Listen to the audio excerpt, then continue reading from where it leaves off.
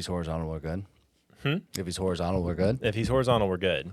He also, this is the beauty of caring for a creature, is all care is palliative. Like, as long as he's comfortable, then that's fine. Like, if he had cancer, you don't put him through chemo because he doesn't understand that. He just thinks that he's really sick for 6 months. I don't know about you, I would never put my dog through chemo.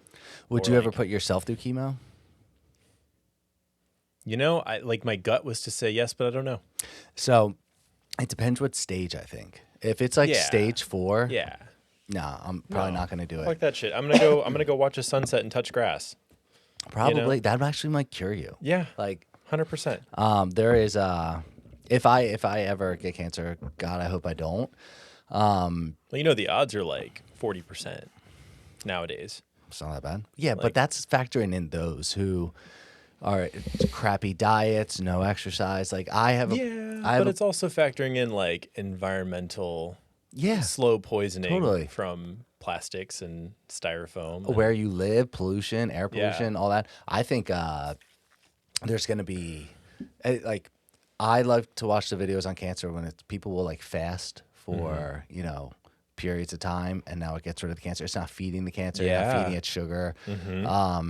I've also watched videos. Have you ever seen that cancer is parasite egg sacs? Have you ever seen that? What? Yeah. Parasite egg sacs? Is actually what cancer tumors are. So when a cancer tumor is benign and they have to go in for a biopsy, they pierce the tumor, right? And that's how to see it spreads it. Yes, it's the checking. That's like a, and that's when you getting more cancer. That reminds me of Schrodinger's cat. Have you heard of that? If you open the box or not, about quantum physics, about the cat does and does not exist at the same time. Like, or it's alive or not alive. Yeah, because we looked, now the cat is dead. Yeah, so if you wouldn't have opened the box, it might have lived. Yeah, but it also kind of like poetically steers to me towards like the subtle art or like joy of not knowing. Like, ignorance is bliss. Like, in my mind, my reality, the cat is alive and happy. Well, then I go to that we're just spiritual beings having a human experience, and that whatever experience that I'm just going to have, that's in God's hands. And that, you know, if that's the way I'm going to go out, that's where I'm going to go out. And I just believe there's something else after this. Yeah. And so like I'm kind of okay with, like, that kind of eliminates a lot of fear in my life and a lot of the choices I make now, where I used to be ruled by this fear that I can't have this happen or can't have that happen, because if I do, then I won't have this. And now it kind of eliminates that fear, that it's kind of yeah, it is what it is. And I'll just try to do my best to be a good person. That feels like almost a perfect segue to what I'd like to talk about. Let's do it. Because, and we're going to come full circle to this, lately I have been having crippling anxiety about dying. Nice. About just a genuine fear of death. And I'll explain the whole story, but I think it's because I love my life now so much. Oh my God. And before I didn't. I used to hate my life. I used to look in the mirror and like not recognize who that person was. That's incredible. And I used to just think, and I'm no shame. Like I've struggled a lot with like depression and anxiety, and like suicidal ideation has definitely been a thing. And that all kind of came to a peak maybe around 2022. I was living in Houston, Texas. I had a comfortable life. I worked in finance. I had all the things that you were supposed to like want, right? Like, I was saving for a house. I had stable income. I had a partner at the time. I lived in a big city. I could go to concerts, go to restaurants, do all the things. But it all felt like deeply, deeply empty. Like, kind of like a simulation, but not one. Like, if this is a simulation, not the one that I want. You're more of like a, what are they called? Like the people who are just in the background of The Sims. What are those called? NPCs, non-player NPC. characters. I felt like an NPC. Yeah. I felt like a sim, just like walking into a wall all the time. You were not the main character. I was not the main character. And that's okay if I'm not the main character. But like, if this all is really just a simulation, this all is just like my mindset, why not do something cool? Like, why? Like, let's just see what happens when we press all the buttons and press the gas and just get off on whatever floor it is. Yeah. I've done, like, I joke that this is what it feels like to take acid, to do LSD, It's like your brain is stuck on 10% cruise control, and then you take it, and then suddenly you've pressed every single button and pedal to the metal floor to the ground. That's where your life is right now? No, well, kind You're of. on acid? No, You're on acid right now? that'd be cool if I was. No, but actually, like, I feel like I don't need it anymore because every day feels like I don't have to escape anything. And I feel like I used to do drugs and alcohol to escape the reality of what my life was. No, that's And awesome. I used to do this thing called like window shopping a new life. You know, like when you're window shopping in a mall or something and you're just like, you see like, let's say like a nice blazer in a storeroom window. And you're like, oh man, like that's a really nice blazer. And like, you're not thinking about how the blazer is nice. You're thinking about like where you would wear it, Who's what gonna you would see be me doing, in it? who's going to see me in it. The Yeah. ego talking, right? Are they going to think what I want them to think about it? Mm-hmm. Yeah. Yeah. How are people going to perceive me? Mm-hmm. And I did that a lot with my life. Like I did that when I found my job, and I did that, the idea of leaving my hometown to go to this, big-ish town, Houston, right? Like big city. And the perception of what people back home would think of like, oh, he got out, like he moved, he did the thing. He has a good-looking resume and like an Instagrammable life. And I guess my life now is also kind of Instagrammable, but Yeah, but it's worth watching now. but it's worth watching now. Yeah. Yeah, and so I guess for those of you at home that don't know, hi, my name is Drew, 4-Wheel Drew on all socials, 4WDREW. In 2022, I decided that enough was enough, that I was done with that simulation. And so I kind of just, there was no rough plan. Like I just kind of decided like, okay, from now on out, like I'm moving forward with the mindset that this is all coming to an end and I'm going to do something else because I am the architect of my own life. And I don't necessarily believe in free will. That can maybe be another discussion, or if you want to talk about it, we can. But That's funny. Neither does Matt. Really? Yeah. Huh. We've actually had this discussion. Interesting. Yeah. You should talk to him about it. So I think free will is, you can't control the cage that you're in, but you can move around the cage, right? Everyone has limits. I think that's what free will feels like. It's an illusion. I'm in a cage. Maybe it's on a conveyor belt going somewhere. Like maybe it's what are those things called? Like a gondola? Maybe I'm in a gondola floating through space-time and I can move around the gondola. I can sit in different positions. I can do a handstand in the gondola, but I can't get out of the gondola. Oh. Gondola's moving forward and I'm going somewhere and I don't know where that is. See, I kind of had somewhat of a similar experience where I came back here, and instead of like where you went to like go be perceived in a different city, I came back here to try to be hidden, a little bit and try to get sober again in a way that I was so terrified of how I was going to be perceived walking back in, waiting tables, and all this. So I was terrified. So it actually like it was kind of parallel to yours, but where I needed that like ego deflation. And I needed that humility of being like, I'm just waiting tables in my hometown at my family's restaurant. And it was exactly what I needed. I needed to see everyone I didn't want to see. I needed to face all those fears of, of being found out. And then where you like went to the big one to be like, oh, this is not what I want. Where I went to like a little bit of the opposite. Yeah. Well, I think a lot of, I love that you touched on like fear of kind of being home, because as you know from the last time that we spoke, like I went back to my hometown. Yeah.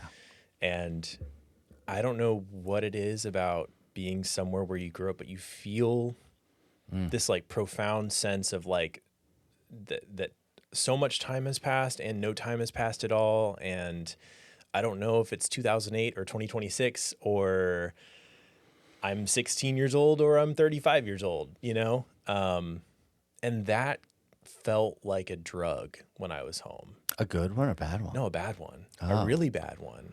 I was so like disoriented and sedated like every single day. And in the back of my head, all I could think of was like, Frank told me not to do this. Yeah. Gotta Don't get go out. there. And if you do, get out quick. Don't go there. Don't go there. And I think everyone needs, despite living a nomadic lifestyle, I think it's very important to have like a home base or to have home bases, but that shouldn't always necessarily be your hometown, maybe. But having family and friends and a support system, those things are important for sure, regardless of lifestyle. So you decided to do this in 2022. So you made this decision and you started planning for it. I roughly started planning for it. I had just started talking to someone. Planning for what? Say what you're doing first, by the way. Sorry. So I had this grand idea to sell all of my worldly possessions, end my lease on my apartment, buy a truck, build it out, build it into like a camper, and travel across the states with no plan in mind other than just to exist, survive, look at pretty mountains and sunsets. And it felt like I needed to, like I said, like I felt like I was looking in mirrors and not seeing someone that I recognized. And so the point of all this was to strip physically, literally everything back to get to the root, to get to the core. And I think maybe that feels similar, like in how people approach sobriety. Like I need to be sober, so that you can get to the root of like, what is your thing? What are you doing? Why are you here? And I think I literally needed to do that with all of these things. Like I looked around my house and I was like, there is a story that I'm telling myself behind everything that I own. And what if I lived, what would it feel like to live without those stories, to make my own story? People are so attached to so many things. People are so attached to so many things. And I get it. Like, yeah. I just have a fear that's not recorded. Oh, I do that Screw it up again. when I'm filming content. I do that all the time. I check like a million You're times. the only one that I've checked that on. Yeah. I knew that I screwed it up the first time. Maybe you should like set a little Put a red light up there. or like just a sticky note on the back of the iPad. Am I recording? Oh, I usually always do, but I just screwed up the last one. So it's only you.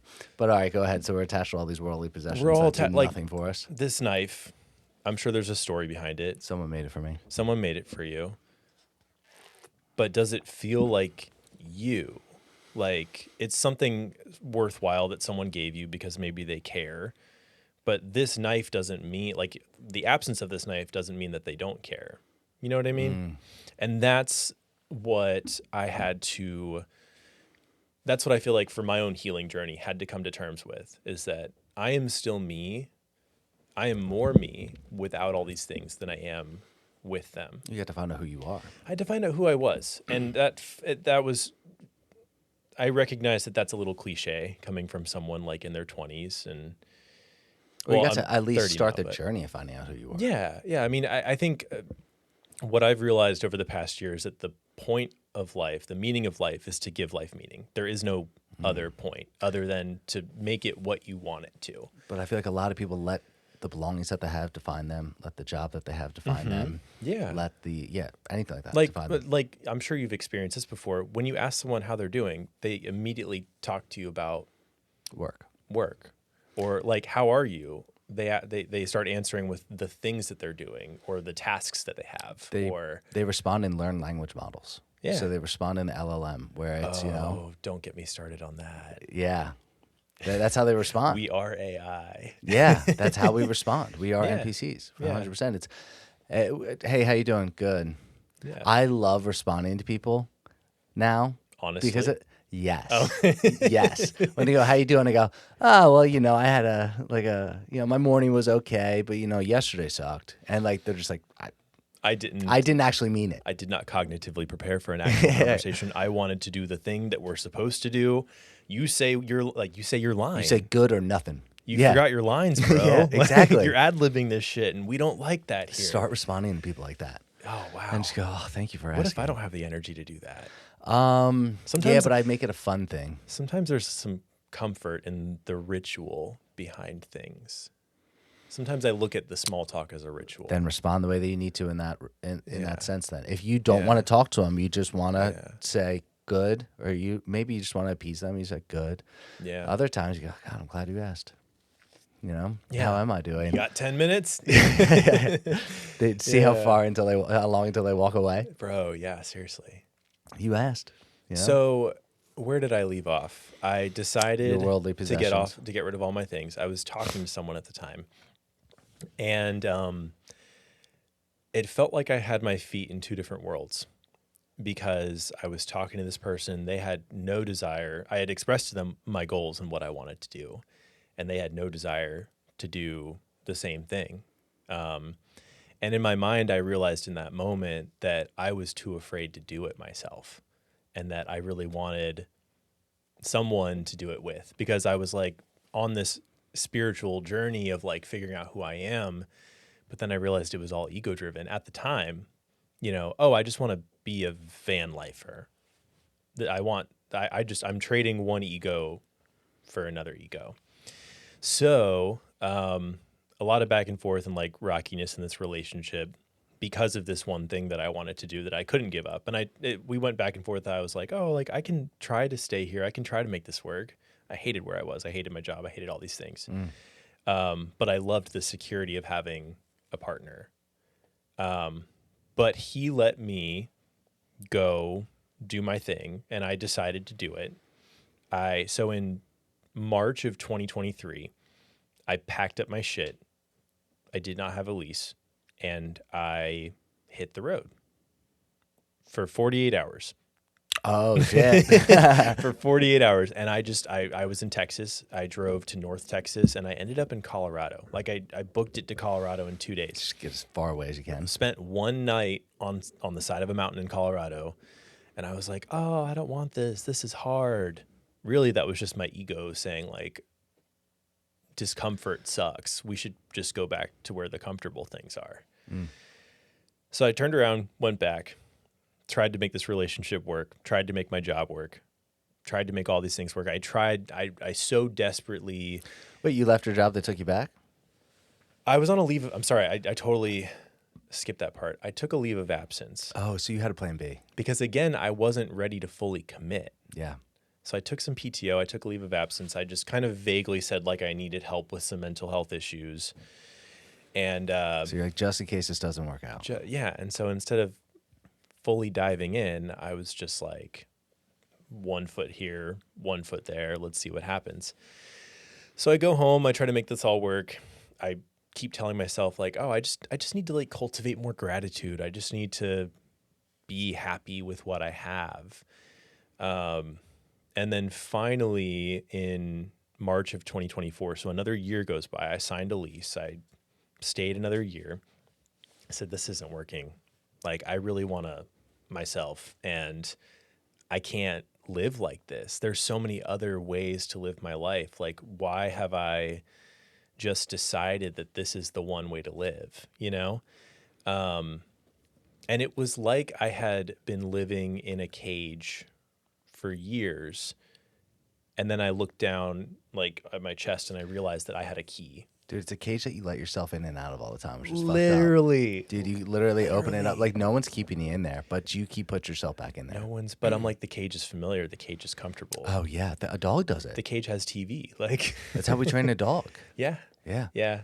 They let you ever, themselves like, in and crate out. Trained of a the dog. Yeah. You're just a crate trained human being. I have this issue. I was talking about someone who's fully passed out, by the way, on the ground. That's He's awesome. Adorable. Dude, I love your dog.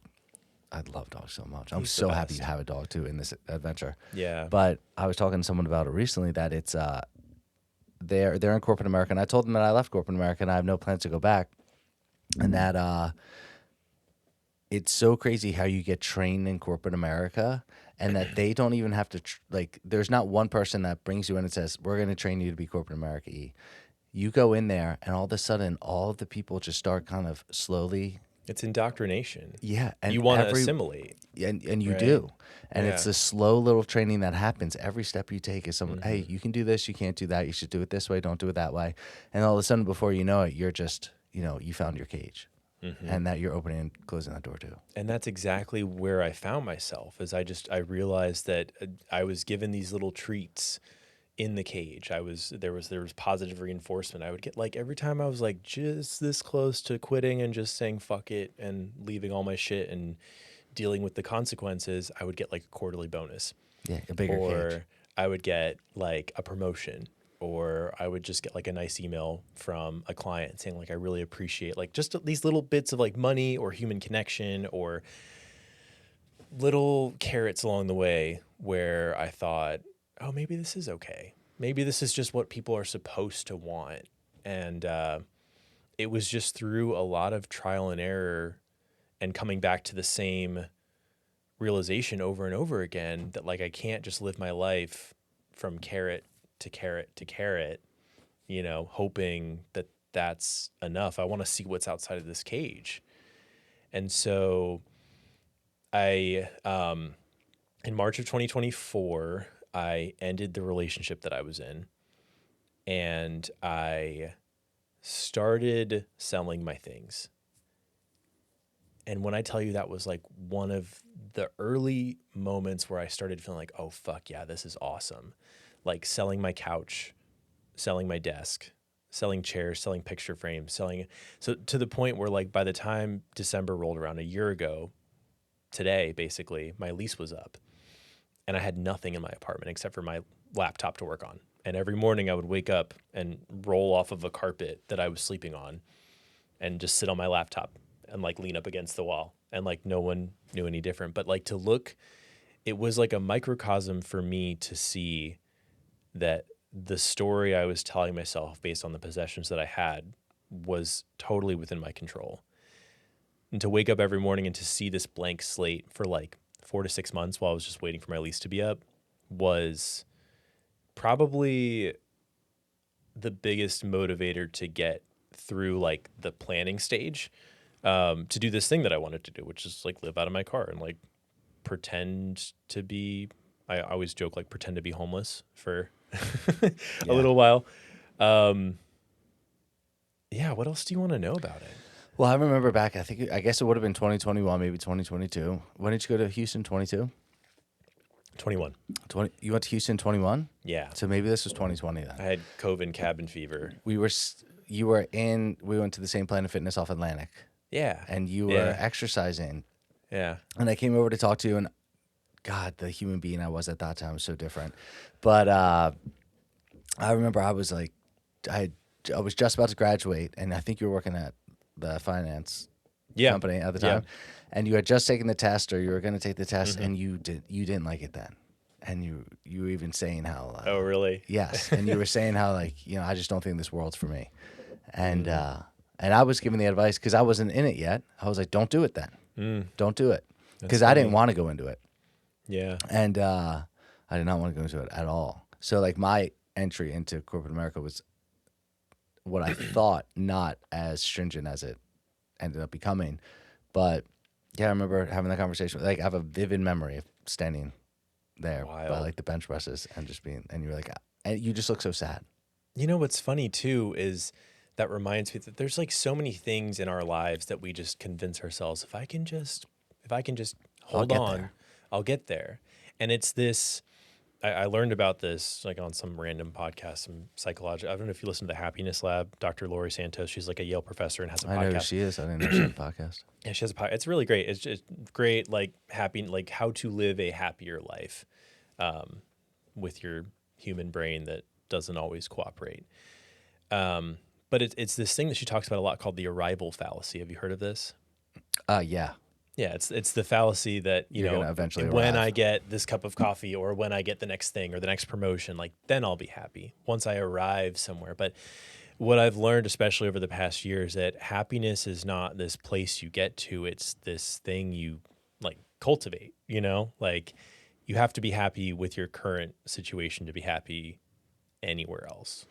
I think that's just the corporate America world is they're almost just trying to get to retirement or trying to get to the next vacation. Yeah. Well, and that's trying what to get to the weekend. A lot in my job is, I dealt in finance when I was in Houston with a lot of high dollar clients, a lot of people in retirement, approaching retirement, but their whole lives, they had been told and sold this idea that if you work really, really, really hard, the last 20 years of your life will be bliss, be amazing. If you get there. If you get there, which is not a guarantee. Mm-hmm. If you live an extra 20 years after you retire. If you live an extra 20 years after you retire, and if you have enough money, and if the market does these things, and all these different qualifiers, right? But they sell you this dream. And once they would reach retirement, they had no idea how to sit still or how to enjoy what they had. And they would call me with all these like random little problems that they found so that they could keep themselves busy, like filling out forms, creating new accounts. Random tax problems. Like they would find anything under the sun to not sit still. And I think that combined with like my own personal journey of like, oh, I'm going to go do this thing. I'm going to go live out of my truck. That was a very important part of this for me too, is once I ended my relationship, I was like, no, this is the most important thing I can do for myself is not have stimulation, to be alone and to just sit with my thoughts and become, because the only other person that's in this with me is me. Right. And Balto. And Balto. Yeah. And Balto. I like to think of him as an extension of me. Like he truly is a mirror to me. I mean, he's sleeping on a rug right now, like you said. And I feel like if I was sleeping on a rug right now, I'd be pretty happy. Yeah. I'd be pretty damn happy. But this world that you were living in, this corporate America world, I think you can agree on it, it's just not natural. No, it's not natural. We're not, I mean, like the human brain is not designed to stay focused on something for 8 hours. Just sit. Under fluorescent light. Mm-hmm. I love your lights, by the way, but maybe not all day. We're going to have to change them eventually. This is temporary, Yeah, but they're great lights. It's not natural to the point. And if you think about it, this whole corporate America sitting at a desk thing only came around 100 years ago. That's the crazy part. Is that they trained us so well. And before in 100 years to sit down. Before it was worth it too, because at least you got a pension, right? Now you don't get a pension. I mean, it's all on you. Then they'll say, yeah, but life is a little bit easier now. It's not as hard. You don't have to work on the farm every day. You don't have to worry about like the elements. Well, that's what they'll tell us. But I think it's like I really wish instead of going to school the way that I did, because my ego needed school. That's why I went to school.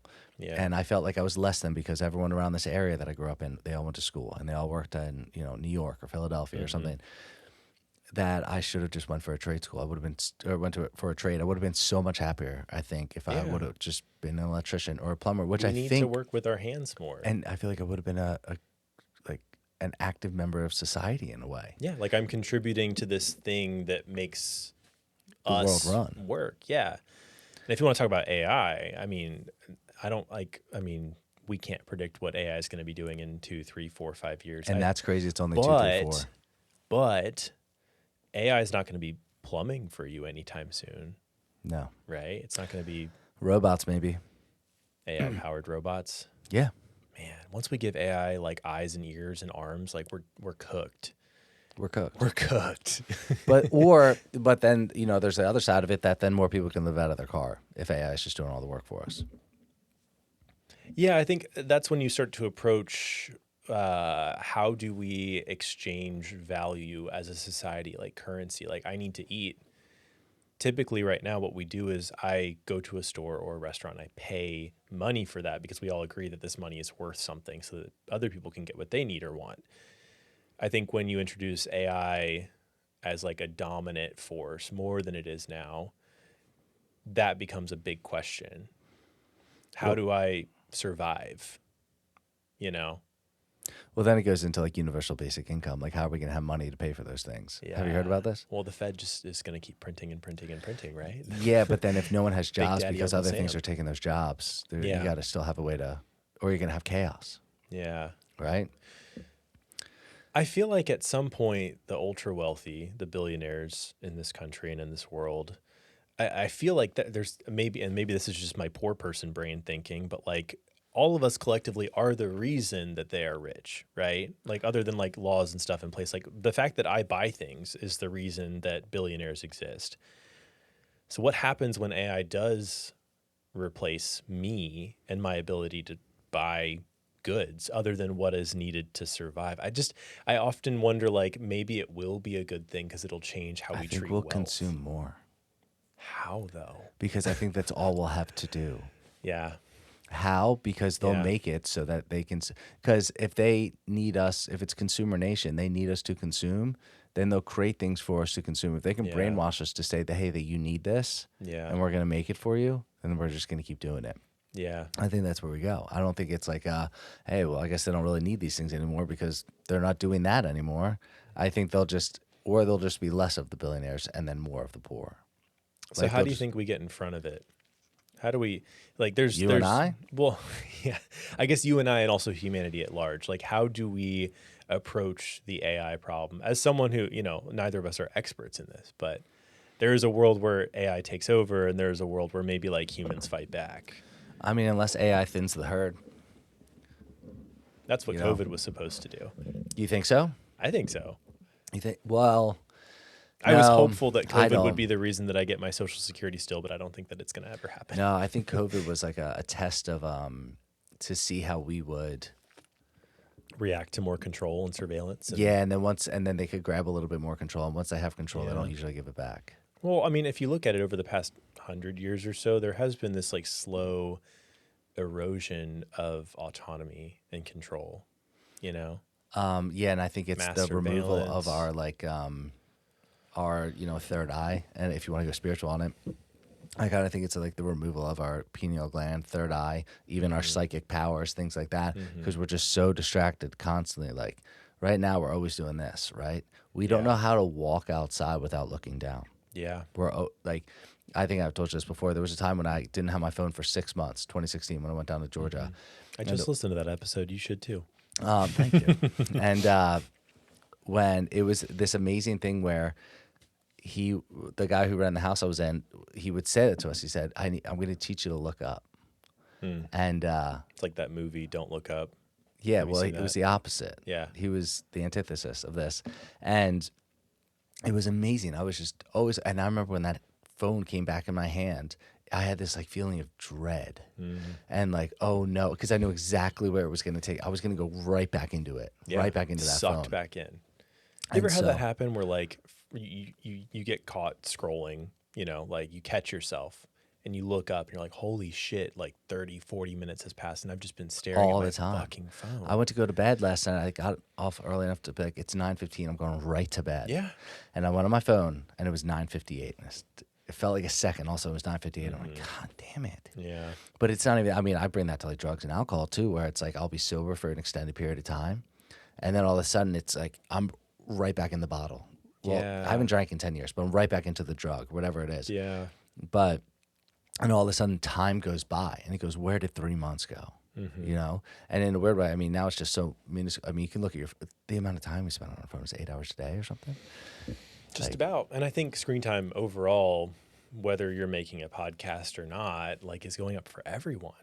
Yeah. Even outside of work time. Like we are all, I don't know if you've noticed this with like older generations too. I feel like when we were in high school, college, like it was always the boomers saying, put down the damn phone, and I went home for Christmas for the holidays and watched my parents just Yeah, isn't that wild?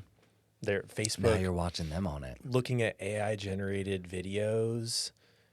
My mom saw like a video of like How nice. lava flooding a highway, right? She's like, it's real. She was like, "Oh my God, can you believe a volcano erupted in Washington?" I was like, "That's Yeah. so In obvious." Kansas. And You're like right now, it's kind of funny because like it's so obviously computer generated, but like, or not even computer generated. I don't know what you would call AI, silicon based consciousness maybe. But it's so obvious now. But just imagine how quickly it's learned to do that, and how Well, they can manipulate us then even easier.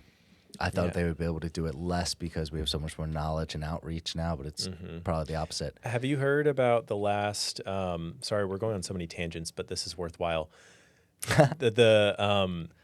the when Trump scheduled like a primetime news conference 2 Fridays ago, and he was just announcing basically like the economy's doing great, everyone shut up, inflation's not a problem, and what I know from the event is that Donald Trump was talking very fast. Like reporters track his words per minute. This is data we can find. I mean, he's obviously all over the news, all over television. We have so many sound bites of him. He's like kind of a slow talker and he kind of meanders, whatever. This conference, himself, yeah. he was on point, talking at like 50 words a minute, go, exactly what he needed to say. And then people started looking around the video. And they're like, oh, this flag in the background has an extra star. Oh, Donald Trump in this specific frame is missing a finger. So the rumor is that was an AI generated video. I mean, did you watch the Charlie Kirk thing where the ring switched fingers? No. Oh, you haven't did seen not. this? No, the only video I saw of Charlie Kirk, which I think is mysterious in and of itself, Yeah. is the assassination.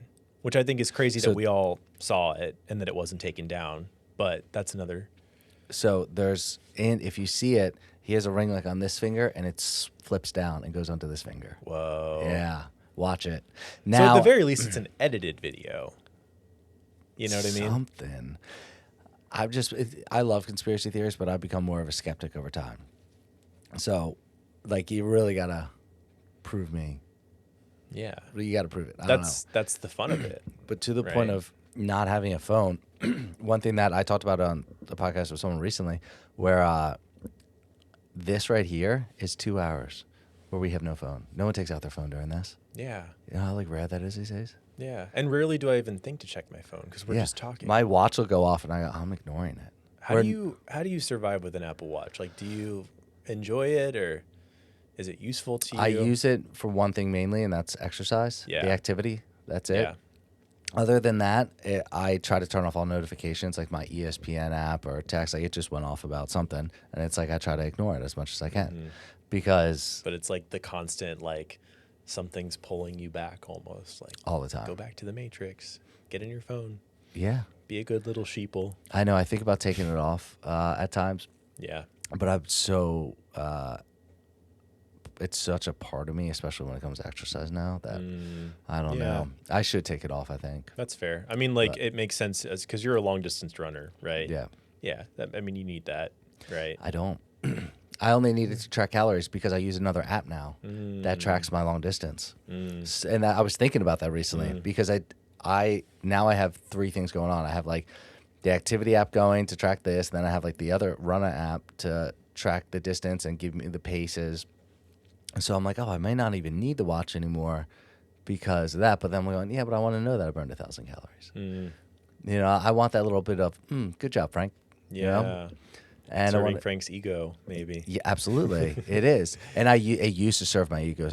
Yeah. And I'm not I will never post on social media. I burned 532 calories and post it up to somebody. Like those people bug me. Strava was genius for making that. Like the thing that you can add to like videos. Do you use Strava? No, Do you know Runner. what Strava is? Runner, but I think Strava and Runner are owned by the same company. Yeah, yeah. So Strava did like it makes this cute little like sticker that you can post on like overlay on top of your video that shows your distance and like a little map I've seen grid it. Yeah. and like yeah. Yeah, people love to let others know that they exercise. That they ran. Well, if you didn't exercise and like if no one knew about No it, one knew about it then. obviously it didn't happen. Yeah, that kind of stuff bothers me. It's weird because I exercise so much and I do all that kind of stuff, but I never post about it. Maybe I'll post like, hey, I finished a run or something. Yeah. But I'm bad about that. I think I'm fine, but others will be like, you never take pictures. You never da da da. I think I'm okay with it. But That's something that I struggled with a lot on the road is like taking more pictures. I understand that what I'm doing, there's like a lot of privilege involved. Like not anyone can just like drop everything and go on, a months long road trip. I thought this is kind of your point though, that actually you can just, Well- just like promote this. I guess anyone can. That is absolutely true. Anyone can. I don't think a lot of people are ready to. And so for me, well, and I guess for a lot of people, it can be more challenging. Like imagine if you had a kid. Absolutely possible. I met people on the road that had kids. But you're considering another life. Like, this kid, I'm going to have to homeschool them. A cage within a cage. Yeah. Yeah. Yeah. So it's not that I think just like with like Olympic lifting or CrossFit, like anyone can get up to a certain weight and lift it. But some people maybe already have some baggage, like maybe a weighted vest or something that they're holding on to. And it's going to take them a little longer to get where they want to go if they want to do it. Well, but didn't you do that where you jumped away for 48 hours and went, oh, I still have to take this vest off that I didn't take off. Yeah. Yeah. Yeah, that's a good point. So let's get back to that too, because it's you get in the car after you're in 2023. Yeah, the first time? Like No, the 48 second time. hours. The second Okay. time. So second time is a little bit Where do you head to? longer of a story because, I think that whole year was very difficult. And I always say I became a traveler. The year leading up to leaving. Yeah, the year Okay. leading up to so I officially, because it was always this thing in the back of my head and I was always struggling. And I was like, oh, you already tried and it like wasn't for you. Like maybe there's something else that you need to find. And it's when I ended my relationship in the springtime, right around, I think it was like Easter of 2024. I always say that's when I became a traveler. You know, I think freedom is absolutely a state of mind. And I think everything is mindset. And while I was still stuck in a lease, living in a place that I hated, working a job that I hated, I like had this little secret with myself, you know, that like, oh, I'm going to be leaving all this behind very soon. And no one really knows except for like my friends and family, of course. Um, it was then that it was just so freeing. Like, I think there was this like period of pure bliss leading up to it, because I wasn't aware of all the challenges that were going to come my way. So I ended my lease. I had like a few boxes of like things that I kept, like very sentimental keepsakes. And I was like, I'm just going to throw these at my parents' place in Florida. I drove back to Florida. So that's where you went first, Houston to Florida? So that's where I went first, which is a drive I'm very familiar with because I always went home for like the holidays and stuff. I didn't stay anywhere. I just did the drive in one night. And it was actually on New Year's Eve, exactly a year ago today.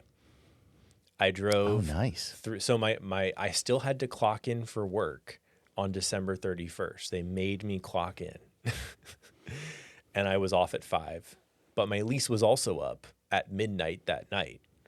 So I had my car ready. I had all my boxes in there. I had, you know, like food and water for my dog, whatever. And I got in the car and I just dropped my keys in the drop box and I left as the sun was setting, like over the Houston skyline. And I think by midnight, because it was New Year's Eve and I was like a little worried about like, you know, people partying, being on the road that shouldn't be driving. So I ended up at the Missouri Welcome Center, like just a rest stop. And I'm just like, I just probably need like a couple hours of sleep. I like completely forgot that it was New Year's by this point. And I wake up to what I thought were gunshots going off. Okay. And I like, you know, I have these like little window shades and I open the window and it's like this group of truckers setting off fireworks like right next to my car. And I was so relieved in that moment, but also like it was probably one of the most wholesome things I've ever seen because truckers are always like by themselves, you know? And in that moment I was like, that's going to be me. Like, I'm just going to be like making friends wherever I go. And that's pretty cool. Did you get out of the car? No, I didn't. It was freezing cold. I don't know what they were doing. I don't know why the fuck Truckers. they were. Truckers, man, what are you going to do? So then I drove home and, you know, I spent about a month back home in Jacksonville. I told myself, like, I'm going to do this thing. Like, I don't know, my anxiety was going. I was like, you're going to fall off a cliff or something. Like, you're going to get into a car accident. You might never see any of these people again. I think it was really just the fear talking. And I think fear is what stops a lot of people from doing a lot of things in their life. And I think it's very important to be aware of that moving forward. Like, if you give yourself a reason to not do something, I think it's important to sit back and ask yourself and be curious, like, why have I given myself, is there a legitimate reason here? And what it boiled down to for me was like having this financial insecurity. Like, I had just quit my job. I had a little bit saved up and I had like, that was it. Like, I had a few $1,000s. It's always rooted in some kind of fear. It's always rooted in some kind of fear. And this goes back to what we talked about last time you and I were together. You had mentioned some story about Jesus and the apostles and like the apostles wanting to like get more of something. And he was like, but we have enough right now. Yes. Judas. It was actually. Yeah. That has been so profound for me, realizing that I have enough right now. Because even when I was on the road, there was this constant drum of like financial insecurity. And what I'm trying to tell you is I think you broke my fear of financial insecurity. Yeah. Because every time I get in that mindset, I'm like, but I'm literally fine right now. I have enough right now. I have enough right now. I have a roof over my head. And every time I realize that I need something, it kind of just like happens. It kind of just like comes when I need it. Oh, and that's what Jesus kind of says. It's like, we'll figure that out later. We'll figure it out. And that's one thing that I think road life can teach a lot of people. You have to trust yourself. You have never in your life not been able to figure out something that came your way. Like, you're still here, you're still standing. The only way to lose is die, but maybe that's not even a loss. Like, who knows what happens after you die, right? But like, think about anything difficult that you've done in your life. You have gotten through it somehow. Maybe you think sometimes you could have done it differently, or maybe there's just something else that you wish would have happened, but you got through it. Oh, I've ended up in so many circumstances before going, oh, how do I start here again? Yeah. And Yeah. how am I going to get Yeah. through even just these next 6 weeks or something? Yeah. And I do. And then somehow you get through it every single time. And it's usually a lot nicer on that other side. Yeah, and usually usually I'm hoping for something to happen this way, but it happens this way. I go, oh, I'm grateful it happened this way instead of that way. Yeah. Yeah, Like a lot. I'm so happy that things didn't work out the way that I thought they were going to, because we always make plans in our lives. And I think another point of being nomadic and living on the road was to deliberately put myself in the discomfort of not having a plan, and to force, because that really, so much of our lives we are spent in the past or in the future. Like very rarely are you actually experiencing where you are, when you are right now, what's in front of you. This one counselor I used to have used to say, if you got 1 foot in the past and 1 foot in the future, you're shitting on today. And he would sit in the shitting position. I love that. He'd go 1 in the past, 1 in the future, and you're shitting on today. And he'd go into like a pooping position. Dang. So my anxiety when you described that is I was like, oh, someone's going to kick me in the balls. Yeah. Someone's going to come get me. That too. Life kicks you in the balls if you got 1 in the past and 1 in the future. Yeah. Wow. Yeah. You don't want either one. So that while you're pooping, that would suck. While you're shitting. You're getting kicked in the balls. Wow. God, dude. But it's true. It's so true. Like, and his whole thing was to live in the present moment. Yeah, live in the present moment. So you had that in camp? No, counselor. So when in Georgia, same thing. So so this wasn't like a kid's summer camp. It felt like that kind of sometimes, but not a good one. So it was every Tuesday and Thursday. This guy named Garno would come over, and he was our therapist, but it was for the group of 15 of us. And he would sit with us for 2-3 hours every Tuesday and Thursday. Yeah. We'd have to have this group, and but he was just kind of like this free type man too. He was like 32 years sober, and that teaches you a lot too, to not have as much fear. But he would, All right, so go on. What were you saying? What were we saying? God, dude. Past, present, future. Oh yeah, so that's a big reason. I decided to be a nomad for a lot of reasons, but the root of it all is that I realized, like, looking at other influencers doing it on YouTube and Instagram and whatever, that like I needed to peel everything back. This was a way of life that forces you to do that because you just have your car. You don't have space for things and baggage. And to deliberately not have a plan to figure out how to just be present in the moment and not worry about tomorrow. Not worry. Like if I'm making dinner right now and I have food and I'm warm and I'm comfortable, bonus points if I'm somewhere cool and like looking at a mountain or a volcano or a sunset, that's all I need because I don't have tomorrow, Another big motivator. You ever picture yourself sitting like back at your desk? Like when you're on the road, you're looking at the mountain and going, it's 11:30 a.m. I would be Wednesday waiting for lunch in front of my computer, looking around at everybody else. I don't think I'm at that. So I truly think that office life, 9-to-5 life was like a low grade, lowercase t traumatic experience for me. So I like block it all out. But you know what? I do have something similar to that. I have nightmares about being back at Hawkers. And I'm behind the bar and I'm like 20 tickets deep. And everyone's order is wrong, and the kitchen is 86 everything. Oh yeah, 45 minutes. Right when like someone's about to yell at me, I wake up, and I'm just like, oh, I'm so glad. And then I like look at my watch, and I'm like, am I supposed to be at Hawkers right now? And then I'm like, oh no, I'm not. Yeah, I'm good. And then I have to like self-soothe, like give myself a hug. It was a 3-hour rush every day. Yeah, I felt like there. Yeah, it was a wild place. How do you feel about going back to a restaurant in terms of like, is being in a restaurant environment stressful to you? No, I love it. You love it. Okay. Yeah, that does it because it's weird. I actually remain very calm. I'm known as the calm manager. I bet all the people like you there for that. I hope so. I don't think they like me every day, but for the most part, I think they like me. Yeah. But yes, instead of when it starts to get hectic, like even last night, it was so busy, crazy busy. Everyone's off from work, all this. And it just turns into this like chaos, and you can start to hear what I can. And it's very nice because I have this thoughts where I start to hear the little chirping of fear coming from one server. Oh, we could use another server.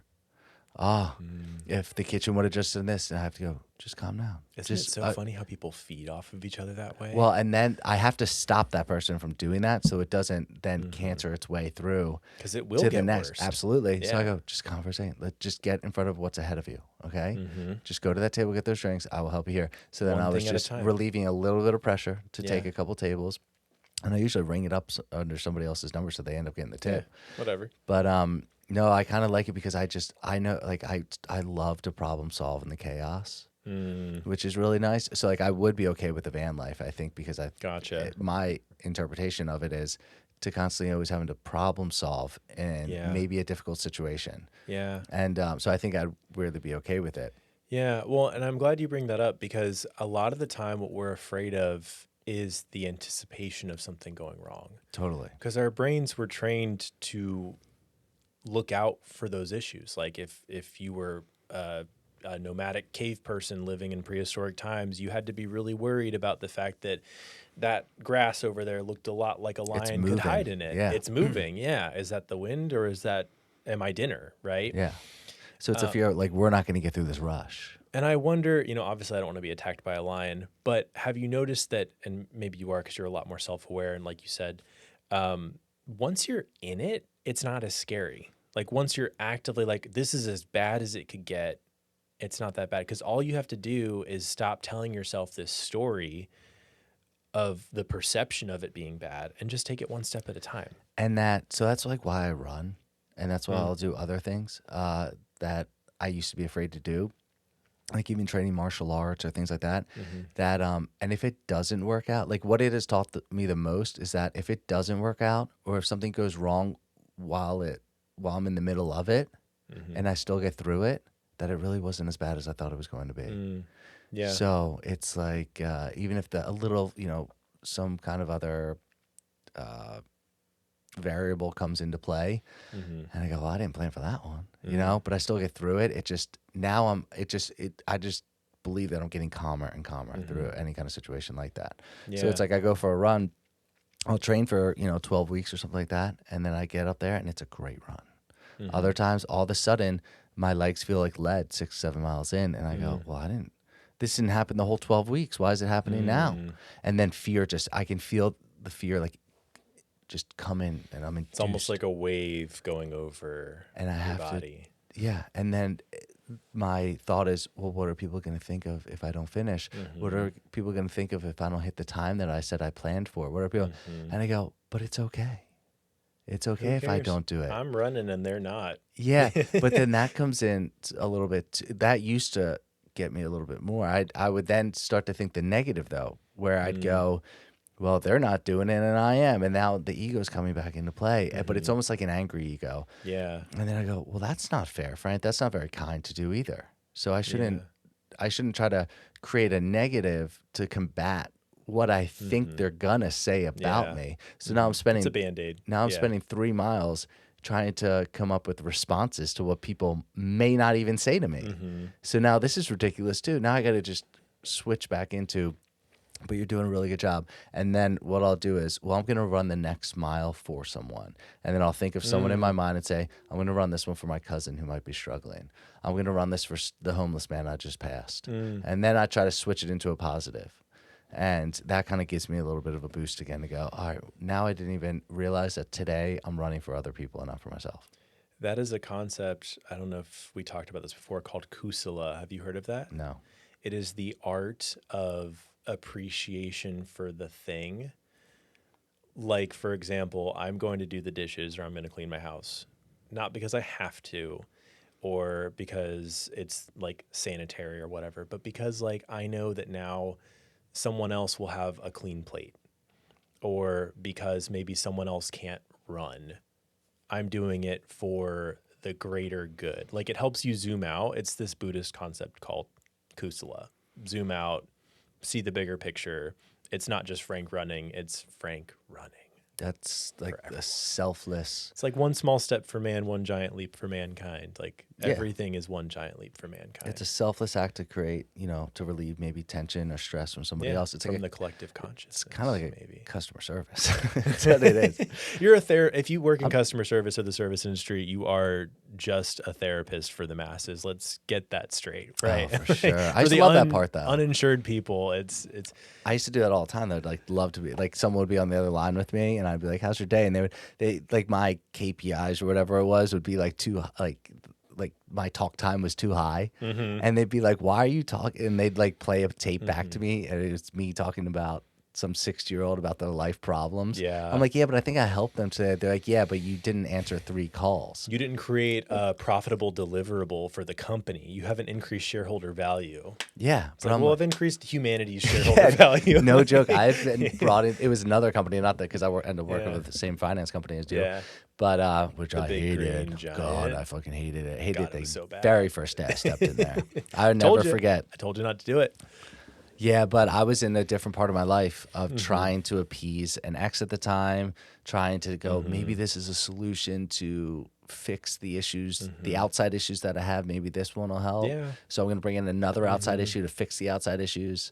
And this is it. It'll give me safety, right? Yeah. And Safety and stability are illusion. oh my God, 100%. that first training where you're like in and supposed to be, that's where corporate America teaches you to not answer questions honestly amongst your peers.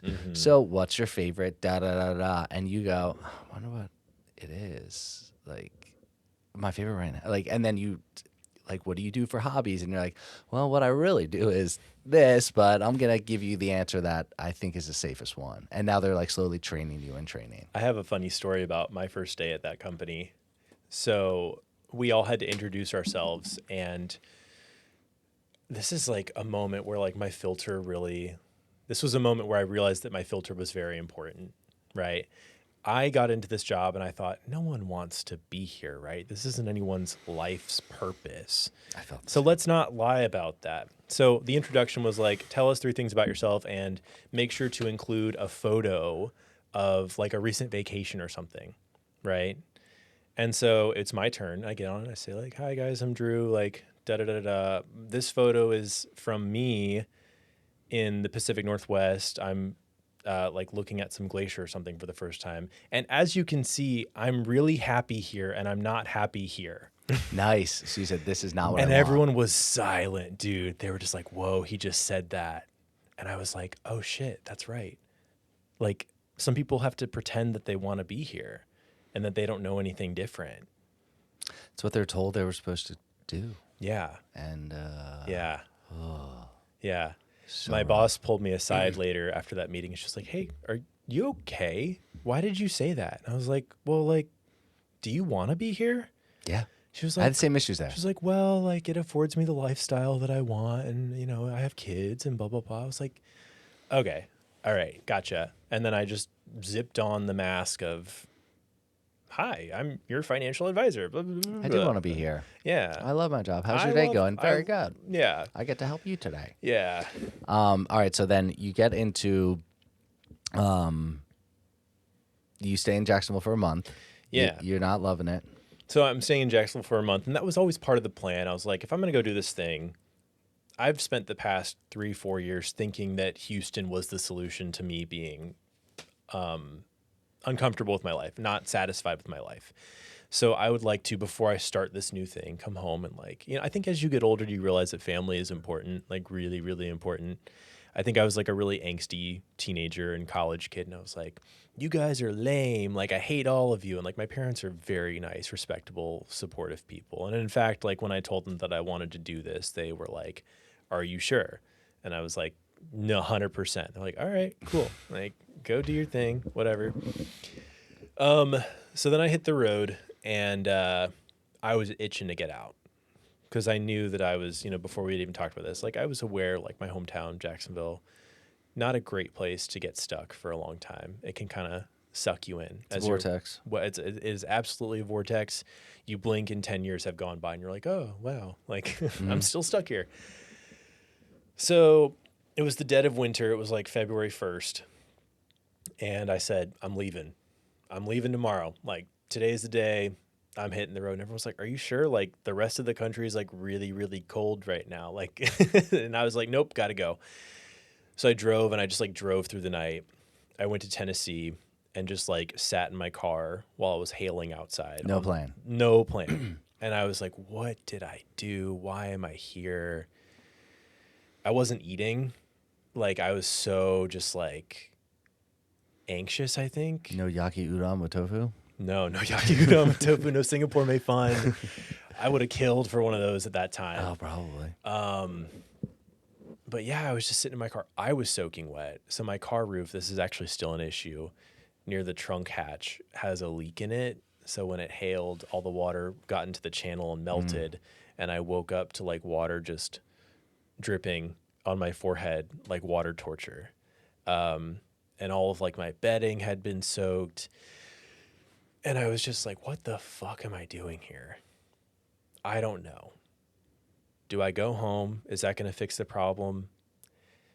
And I was like, no, this time it's not going to fix the problem, because I already tried that before and it didn't fix it.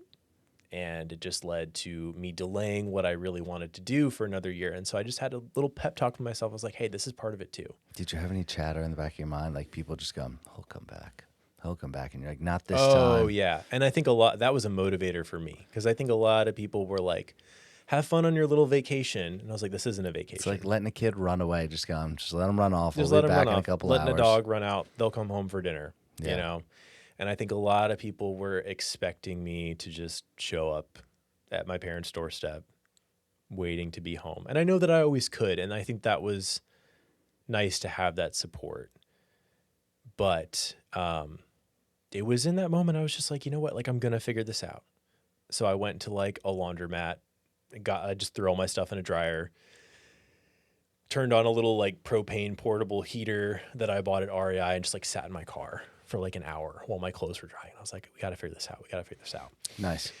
So I drove back south. I was like, okay, step one, stop being cold. So I drove back south, and I ended up back in Houston actually. Cause I had some friends there that just like wanted to see me. And I was like, well, I want to head west anyway. So like, maybe this is a good spot. I had some car trouble when I was in Houston. So I don't know if this was like a higher being guiding me in the right direction, but like I had a mechanic in Houston that I knew. And I was like, hey, like, yeah, I stayed at a friend's house, got some work done on my car. And that's when I perceive the real adventure to have like finally begun. Because it was finally warming up. It was March, springtime, and I was on my way to New Mexico. And that's, I think, when I kind of just, I don't know have you ever been to the desert? No. You've never been to the desert? I don't think so. Okay. So maybe, I don't know. Growing up on the East Coast, like growing up in a small beach town, I've always been told, like, you live where people like want a vacation. Like, this is where people want to be, near water, near the beach, near the ocean. And so whenever I had been to the desert, like when I lived in Texas, I would go out to like West Texas to like, what's that national park out there? Big Bend. I would go out to Big Bend, West Texas, the desert. And I was like, I just don't really get it. There's nothing really going on here. Everything's like, I can't tell if these cactuses are dead or alive. There's no water whatsoever. And so I was like, not really looking forward to being in the desert in New Mexico, but I was like, I know I need to head this general direction. So like, why not be in the desert? And I was just driving down this like mountain road, this desert road. I was like, I guess I'm just going to sleep here somewhere. I have this like app that shows me like public dispersed camping. So I'm using this app and just like navigating where I want to go. Again, just taking it day by day, having no idea what I'll be doing the next day. And I'm thinking, man, maybe I should just like turn around. I don't know if like I missed the campsite or what. And then not on the map, unbeknownst to me, I have no cell service at this point.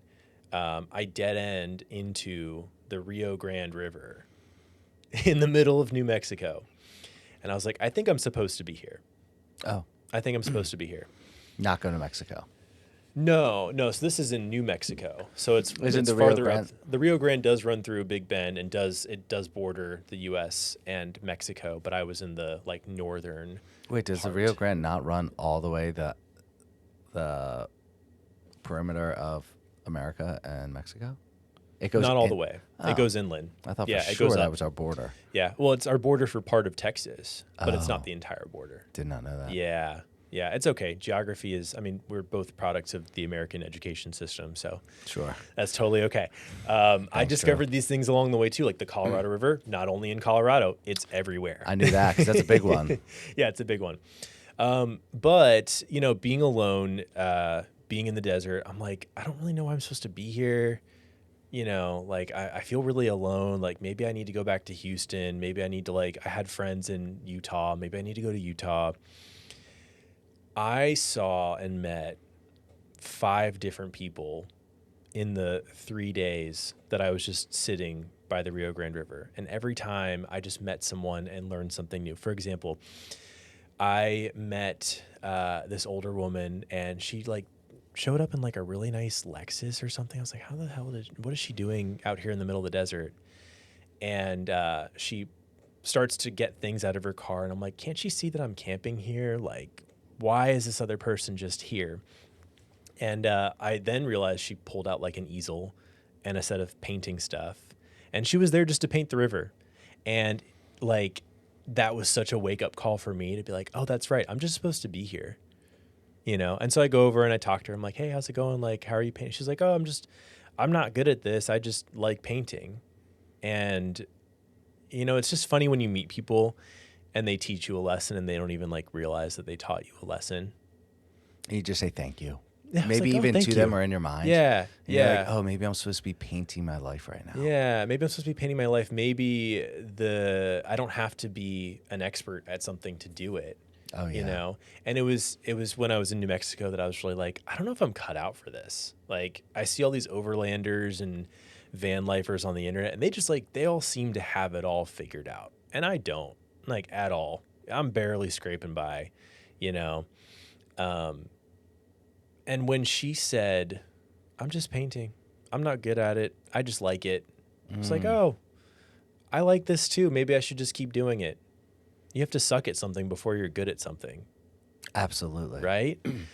And so that's, you know, that is one of the bigger lessons that road life taught me is that no one has it all figured out. That's a myth that's been sold to you by corporate America, the system, whatever you want to call it, is that no one has it figured out.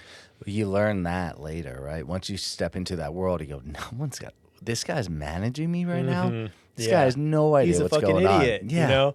Yeah. No one has any idea what's going on, but they Yeah. like to act like they do. And that's something that you learn is that you just kind of act like you do. Yeah. I like that story, though. The woman just painting, you're like, oh. Yeah. I don't have to be an expert And at there this. were I just so have to many do people along the way that I met like that, just in the moment when I needed to. So New Mexico was I guess when I got my footing, because I was having another really rough day. And every couple days I was there for maybe 2 weeks total in different spots. And I was having another really rough day and I was just I feel like I am an ant in an ant farm right now. But I'm an ant and I don't know my job and everyone else knows their job and I don't know what my job is supposed to be. That's awesome. You know, and I'm just this one ant that's getting in everyone's way and all these other ants are carrying all their things to the queen ant or whatever and they all know what they're doing and I'm I don't know what I'm doing. And so I was you know what? I just need to be at this dog park. I'm going to go to the dog park. I'm going to let him out. He needs to go pee, whatever. And I was I really need to this is a funny side story. I really need to shave really bad. And so I live in my car. I climb into the back seat where Balto is, and I prop up my phone camera to try to watch myself shave, and I cut the shit out of my face. I'm bleeding everywhere. I'm so anxious and panicked. I get a nosebleed. It's my whole face is just bleeding, and I'm crying, and I'm I need to go home. What the fuck am I doing here? And all of a sudden, my nosebleed stopped. I put 3 Band-Aids on my face and I walk out and I'm I'm going to go for a walk. If I'm going to turn around and go home, my dog needs to go pee first, you know, it's a long drive home. I'm in New Mexico. And all of a sudden this lady just walks up to me and she's hey, how are you? Well, actually, this goes back to what you were talking about. I'm having like kind of a bad day. Like I'm having a really bad day. Like I live in my car. I don't know what I'm doing. I just cut myself shaving. She's like, oh, I live in my van too. My name's Rhonda. What's your name? Rhonda, if you're watching, she doesn't have technology. She's like some sweet old lady. Doesn't know how a phone works, I don't think. And so this dog park is pretty big, and we just ended up like walking together.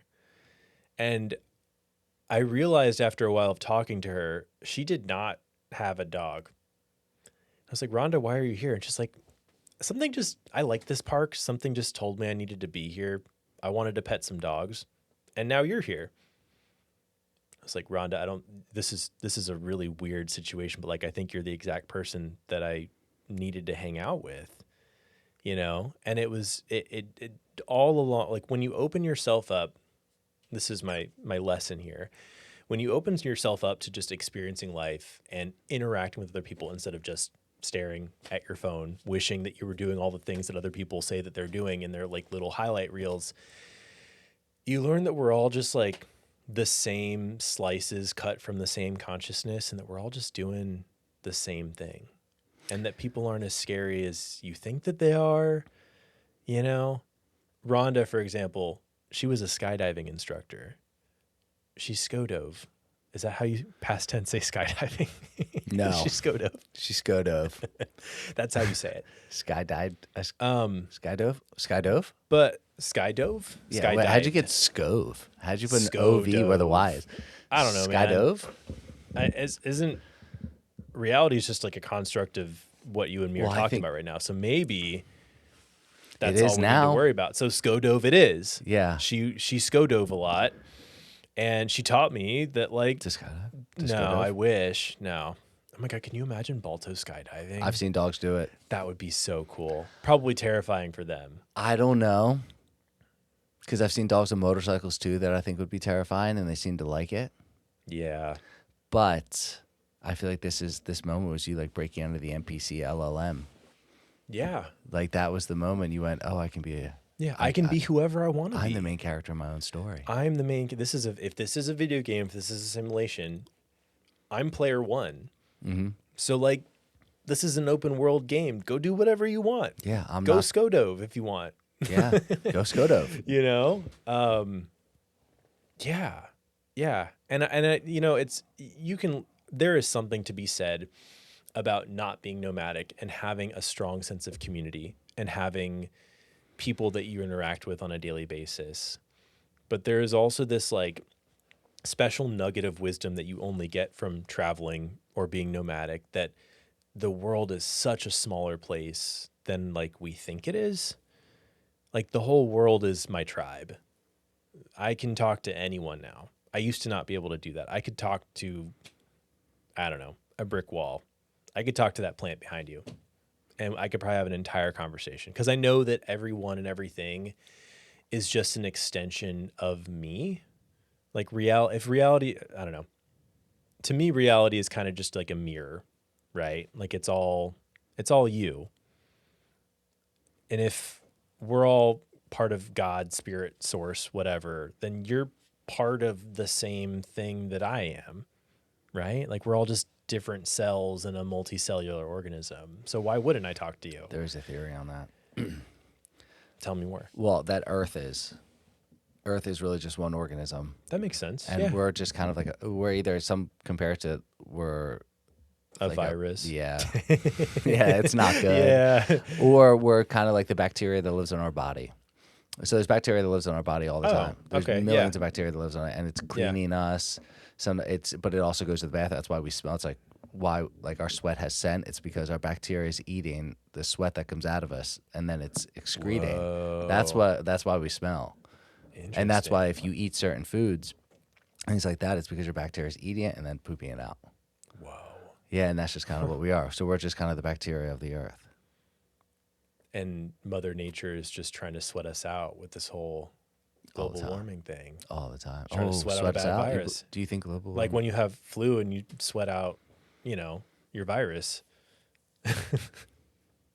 Kind of. Everything's like, do you ever look at like those pictures of like you just zoom in on someone's eye and it's a galaxy? right? I know what you're talking about. Yeah. And then you zoom in on like a cell, and you zoom in on like anything, and it's really just it. Or like our lungs are really just trees. Yeah. Like you zoom in on our lungs, and then it's really just a branches Or of a like tree. your neuron map is nearly identical to like the map of the universe, right? Of like all these different veins of star systems and stuff. Yeah. Yeah. So- Reality is just like life mirroring itself over and over again. And that's where you bring in like that we were created and our creator's image and likeness. And it's like we are just the universe. Yeah. So this is a great segue into how we started this podcast. I don't know if you remember, but I told you that lately I've been having crippling anxiety about dying.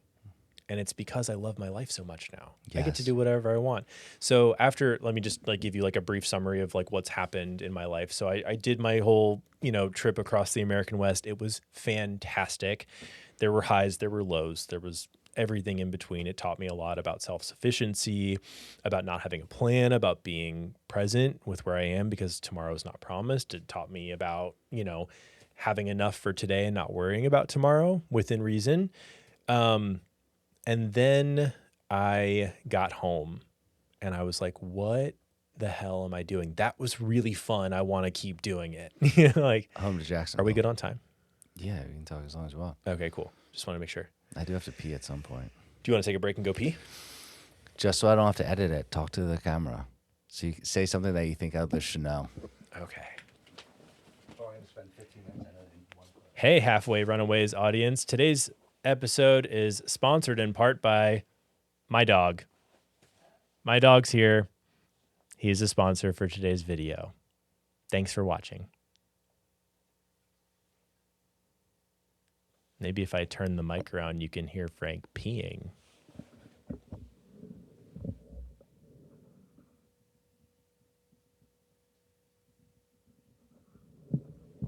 You probably don't want to hear that. We're going to keep that behind a paywall, maybe.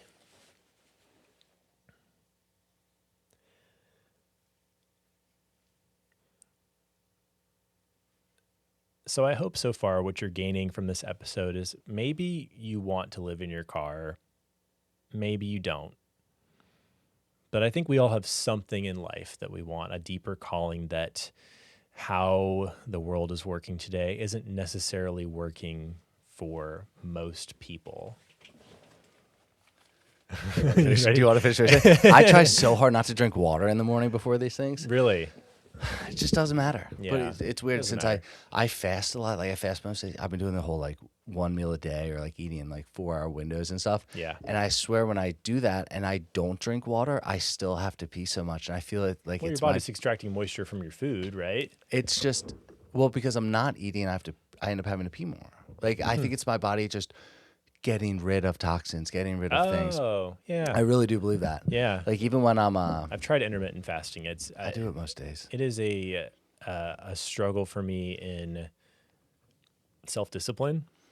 Like having food is a source of stimulation for me. Like I love to eat. Yeah, same. So, But you know what it's taught me? What does it taught you? Is that so when we start to get hungry, we start to go, hunger's bad. I'm hungry. I must eat. Yeah. I changed my thinking, and it sounds like you do the exact same thing. And I started, and I think I've done this for a while, but I started to go, hunger's not bad. What if I start to have a positive relationship with hunger? And I started to change my mind on it and go, oh, my body's cleaning itself out right now. 100%. Yeah.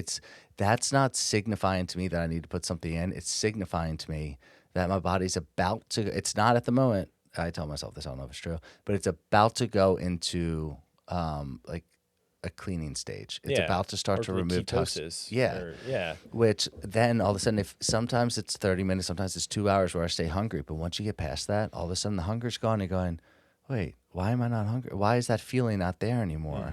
So then I started to develop this relationship with it, to think, oh, hunger's a positive thing. Now, when I start to feel hungry, I say thank you. And I say, and when I eat, trust me, when I eat that meal, it's like I'm eating You 150 appreciate it grams. more. Oh my Yeah. God. Yeah. When you go 24 hours without eating and you eat a piece of mango and you eat or just like a piece of whatever the food that you're going, oh my, your taste bud, your brain lights up. It is incredible. And I think we all need little maybe that's a good place to start for people that maybe don't want to sell all their possessions and live in their car and like abject like isolation by themselves. We need more situations where you are intentionally putting yourself in an uncomfortable situation. You're experiencing discomfort for the sake of experiencing discomfort, because what has that taught you? It taught you gratitude. It taught you presence. It taught you that you can get through difficult things and that your brain is likely lying to you most of the time. That's fantastic. And then I never thought about that. enjoy the food when I'm eating it And then instead you're of just putting it in. present with that food and not thinking about the next thing. And now it's also like then I'm very conscious of what I'm putting in my body at that time that I eat. Now it's like, well, I know I need these macros and micros, and I never think macro and micros, but for my body needs sugar right now, or protein. I did get a little low blood sugar for sure last week. I thought I was gonna pass out, but my brain went to, you need sugar. So my brain then told me exactly what I needed to put in my body. So it wasn't like I wasn't confused. Yeah. I knew what I needed, and when I put it in there, and within a few minutes, I was good again. And I went, huh. And I think a lot of modern life is subduing that intention that your body already knows what you need. Yeah. A lot of the time, whether it's a walk in nature or a sugary slice of mango, if you listen closely enough, your intuition will tell you what you need, you know? Yeah. Someone said this to me one time. They're like, if you're thinking about eating an orange, it's because your body needs vitamin C. And I went, huh. Yeah. And it really made me think about that. And so it's cool to always try to think that way of going, instead of having a relationship with things that I was told were bad, maybe start to understand, obviously there are very bad things out there. Yeah. But things like hunger. Yeah. Oh, this isn't a bad thing. This is actually a good thing. Yeah. And of course I must eat, so then I do eventually, Yeah. But then I also, and it's about knowing that food will come. I'm not there's no scarcity. there's a safety here, in that. I I will eventually eat. I know that this is a leftover side effect of my ancestors who didn't know if they were going to have mango sitting on the kitchen counter when they got home from their caveman 9 to 5, right? But I love going back to the ancestor thing. Yeah. Because that's where I went, oh, we're meant to actually be this way. They didn't know when their next meal was coming, whether it was that day or 3 days from now. So our bodies so much comfort in that. Oh, don't you? Like, I do too. My brain is just running really, really old software. I'm running Windows 98 up here, baby, and like that's tough. And it doesn't know there's a grocery store a mile away. Yeah, it doesn't. Or like 5 fast food chains within a 2-mile radius of my house. Like I could have everything I want. I could order McDonald's and like a hookup to both be delivered to my house at the same time. I could have every hedonistic pleasure that I want with the tap of my phone. Oh, I'm a dopamine fiend for sure. Yeah. And this world gives me everything that I want right away. So it's so silly because it's similar to hunger. If you're going to say like ordering a hookup, like back whenever it was extremely difficult to do, right? To just be able to get it like that. I could get it like if I take care of myself, whatever. We can call a spade. You're a handsome guy. Yeah. So I could probably be like, I could probably get a hookup if I want. Like either, whether it's in that day or that week or something, even that month, right? Yeah. To a point of I can feed those, what I call 7 deadly sins, right? Yeah. I can feed that lust. I can feed that glutton. I can feed that sloth. I can feed those things if I want to. Really fucking easy if I want to in this world. And that's a problem. Or I could feel what it feels like to just remove myself from the situation and sit back and say, hey, like you're feeling a thing because you have that old hardware in your brain, And there is a clean energy that comes out of that, right? So when I feed the lust, I feed the glutton, I feed the sloth, or whatever the other ones are, the pride. I think I fed 4 or 7 of them. But if I feed those, I kind of have it hits the dopamine, and then there's like a dirty effect, almost as if like I leaves drank, you wanting it again. Or if like almost like an emotional hangover happens. Yeah. Where if I don't feed it, all of a sudden I've hit this almost like spiritual clean energy where I run on that for a few days. I didn't feed into that, and I feel very good. It gives you that power. So yeah, like it proves to you that like I I don't need this thing The that I lust thought I gives you needed. power too. If I can get the lust when I want it, Yeah. ooh, it's a little dirty. And then I go, oh, and but it doesn't Yeah. last as long because then when I don't get it again, I go, it's negative, right? Where if I don't feed into it, or if I say no to it instead, like if there's, a woman comes over and it's like, I don't really want to do that. Yeah. And then I get through that and I go, oh, that's like a cleaner power than then like that dirty power. It's almost like the force and the light of Star Wars. Yeah. Where you're feeding into the force and there's a little anger there and like whatever comes of it.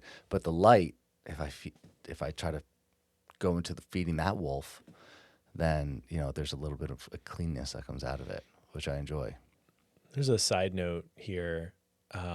This is kind of like, my Roman Empire. Have you heard about that on the internet? course. Like, what's your Roman Empire? My Roman Empire is cowboy times. I think about this all the Nice. time, especially with like getting laid or having good food. Imagine yourself like you're a cowboy on the Western frontier Okay. and the train comes through town. Oh. That is a fucking baller day. Okay. There's salt on that. I haven't had salt in months. I have scurvy. There's like women on that train. Yeah. I'm like, holy! You don't even know what's on that train. Get it. I'm gonna get it tonight, right? I don't know. I think about that all the time, and I guess it goes back to we used to, because we didn't always have everything that we wanted all the time. At the very least, when you had those hedonistic pleasures, you probably really appreciated them. Oh, for sure. Like when you had a good harvest that year, or when you tasted a fresh apple that was only in season for a month instead of the 365 days a year that you can go to a grocery store and buy an apple nowadays. All five senses Because are they came getting from hit. Yeah. Oh, all yeah. five senses. Oh, for Yeah. sure. Yeah. Instead of getting it all the time, then you're just like, then you don't appreciate the apple. You don't understand how delicious. I'm telling you, it's bringing it back to the intermittent fasting and hunger and whatnot. A 3-day fast will bring you to a different spiritual level. Yeah. Then you could imagine, you're going to go through a little bit of you're going to begrudgingly get through the first couple of days going, oh, this sucks and I feel this way. And then you hit that like calm.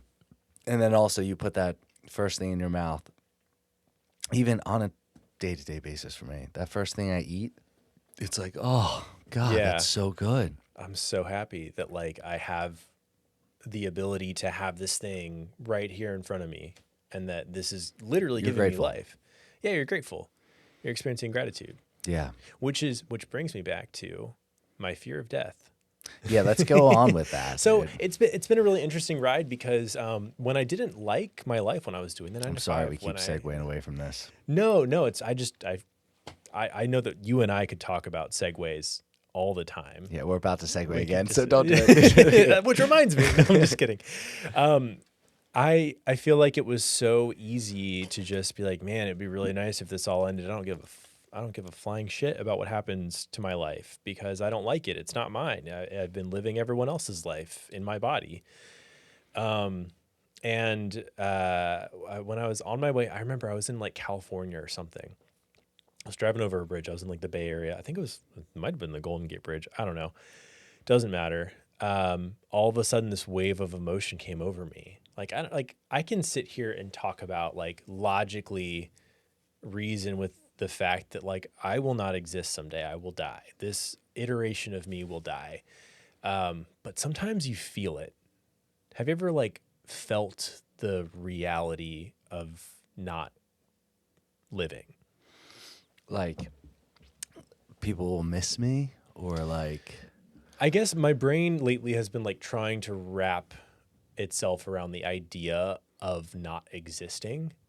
It's like the AI. Oh, here. Well, I think about this. So you're saying you were suicidal. Like, I have been suicidal so many times in my life, especially in the last couple of years, to where at a point I go, I don't fucking care, man. And that thought comes through of, indifference. well, what will people think? Like, what's gonna... Yeah. If I go, or will it really matter? Like, I mean, it's been rough at times. Yeah. But the reality of dying, you're saying, or the reality of not being here? I guess it's the unknown. I guess it's the reality that like it's a it positive. is this big mystery that like no one really knows. And that, especially in a day and age when we like like to think that we know everything or that we have access to all information, which obviously we don't. But like we do live in an information age where like I can pick up my phone and Google whatever I want and learn about it. You can't really learn about death because like we can't talk to dead people. Well, we can talk to dead people actually, but I don't know. It's just I finally realized that like I really like what's going on here. Like this life that I built over the past year. And I guess I just have this anxiety creeping in of like, well, it's all going to be over before you know it, because that's the way that time happens. Like time is subjective, and when you're having fun, it goes faster. And then next thing you know, you're going to blink and you're going to be 80 years old on your deathbed. And I don't know how to make peace with that other than just knowing that it's something that happens to all living things, like everything and everyone dies. But I'm curious if you've ever like contemplated your own death. Yeah, 100%. But I also, you know what, the bright side that, or like the other side that I came out of it was, because I was very sad especially after I left Florida. I was very sad. It was really rough my first year back up here. Yeah. And because I was sitting in these programs and things like that, it was so sad. But when I finally was able to, really attain sobriety again and find, a higher power and spirituality again in my life, I started to realize that this is just a simulation and none of this is real. So now I don't have a fear. I started to break down a lot of my fears when I started to think about death more. Yeah. None of this is real. And I was living so much of my life by worrying about what you thought or people pleasing over and over. So that's where it brought me to was, I got to just stop people pleasing. They're going to either like me or not like me. I don't care. Someone this girl the other day told me, she's like, you're very confident. And I said, I don't know you don't know what's going on inside my head. Yeah. You don't. And she said almost cocky. And I was like, I don't think I'm that cocky. That's your perception of me. Yeah. But then like 2 days later she changed and she said, I want to take back that because I just hanging out with her for a couple of days. And I appreciate that because I don't really think I am. I think I just stopped caring so much about what other people think of me that it may appear as that. Yeah. Because, I don't think it's like an arrogant way. Maybe I am. I don't know. I don't think you are. But it also was kind of like a nice thing to hear. Be like, oh, well, maybe I am caring less about what others think then. Because there was such a fear ruled my life. Ruled it. It rules so many people's lives. Yeah. The fear of, am I gonna still have my job next month? Am I gonna be able to put food on the table? Is this person gonna like me? In every moment. Am I gonna get that promotion? Or and it is in that realization that you realize that none of this matters, and that it's all a game. Or I'm only doing it for you. Or that I'm only doing it for other people. Like I'm only getting that promotion so I can buy something for you, or I can like have something to show off. And AA for me has taught me such an amazing thing where it's like it's not about what you have, it's about what you do for others. And that's where that type of, when you die, people aren't going to remember the car that you drove or the house that you had. People are going to remember, oh yeah, that's right, Frank. Like I remember having really good conversations with Frank. Yeah, have you seen that one thing? It might have been circling now, but they're like in 100 years from now, the house you live in's gone. The car you're driving's gone. The, other material things you have are gone, right? None of it matters. So stop trying to get it because it's not going to be here. Yeah. And, wow. But it's these conversations that are like, I love this. Like, these are the feelings that, you get a new car because I bought a new car and it was nice. I love it. It's great. It's nice, but that niceness slowly wanes and wanes. That first day that you have that new car, though, yeah, you're on a drug. Well, 100%. I thought it was going to give me the things that it didn't yet. Because I used to drive my other car and it was smaller, and I'd be like, well, now I'm kind of embarrassed if a girl gets in this car. I'm a little embarrassed, like getting into this thing. I'm stepping in and out of this thing, crouching down, and then I was hoping that this car would give me, a little bit better feeling of driving it around. You bought an idea. Yeah, absolutely. I bought an idea. Well, I do really love that car, but Good. I do, but I don't need 7 seats. Yeah, I don't have a family. What are you driving? The Hyundai Santa Fe. Okay. Yeah. Sponsored by Hyundai. Yeah, that'd be great. Have a new car. but it's that right there. A lot of the things I've obtained in life, I end up, it doesn't give me what I thought it was going to give me, Mm. except for, but now I pick a couple of guys up in the morning to go to an AA meeting at like 6:30 in the morning, 4 or 5 days a week. I'm picking two guys up. I go one house to the next house to the AA meeting. And what it's brought me is one guy shared a story at a meeting the other day, and another guy shared a story at another meeting. And hearing them share their stories, I went, oh, fuck, this is so good. Mm-hmm. It felt so Yeah. nice to watch, like, oh, I saw both these guys at day one. And I've been driving them around for months, and now they're They must have been judging you so hard for your smaller car. yeah. They must have. Well, I bought a new car. Well, the joke is that I'm picking up all these guys now for AA meetings. I need a bigger car, so that's why I got it, to help people out. So that's what I told myself. But I also had a lot of sadness that was attached to the other car. Okay. That's So fair. I kind of wanted to get rid of it because of the crazy things I did in it. Back to me getting rid of my stuff. Like, our material possessions hold a lot of sentimentality, but they also hold like a lot of bad energy. That's why people get like crazy haircuts when they're going through breakups and stuff. Oh, Like, yeah. that I did that. Did you a couple cut your years hair ago. crazy? Well, I just got a bad. And you wound up with haircut. that? You go through another breakup? Oh my I'm just gosh, kidding. yeah. Plot twist. I'm in the middle of a mental crisis right now. No, it's a good look. I actually like that look. Thanks, man. I It's a appreciate very it. nomadic. I Yeah. don't really. It works well. I call it the European soccer haircut. What you got right now? Oh, just the weird fade. Yeah. Yeah, it's like shaved on the side, long all the way through. Yeah. But when I first went through my breakup, like in 2024, I shaved like half of my head because I was trying to do this, but it was like way more. It was like a horse mane. And I went to a hairstylist and was like, hey, what can you do? I fucked up. I fucked up. And so they just like cut the back off. So then I just had this like patch of, it looked like a toupee on the top. And I just like didn't leave my house for like probably a month.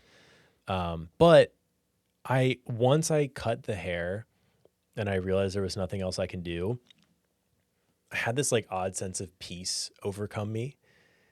Because I was like, finally, I'm looking in the mirror and I'm seeing someone who's in control of their life. I did that. Like, I cut my hair off. Someone else didn't tell me to. I didn't get a haircut because someone said it would look good on me. Like, I cut my hair and it looks fucking awful, but I did it myself. And that just felt like a really good lesson. But that's like a fear in itself, to be like, I'm not going to leave my house because people are not going to like me because of my haircut. Instead, where it's also, I mean, geez, I've gone through so much craziness to go, like, I'm not going to leave my house because of all the crazy things I've done, or people are going to know that it's not. It made me judge people less. I like the weird so much more than if a clean cut person comes in, I don't think they're going to be honest with me.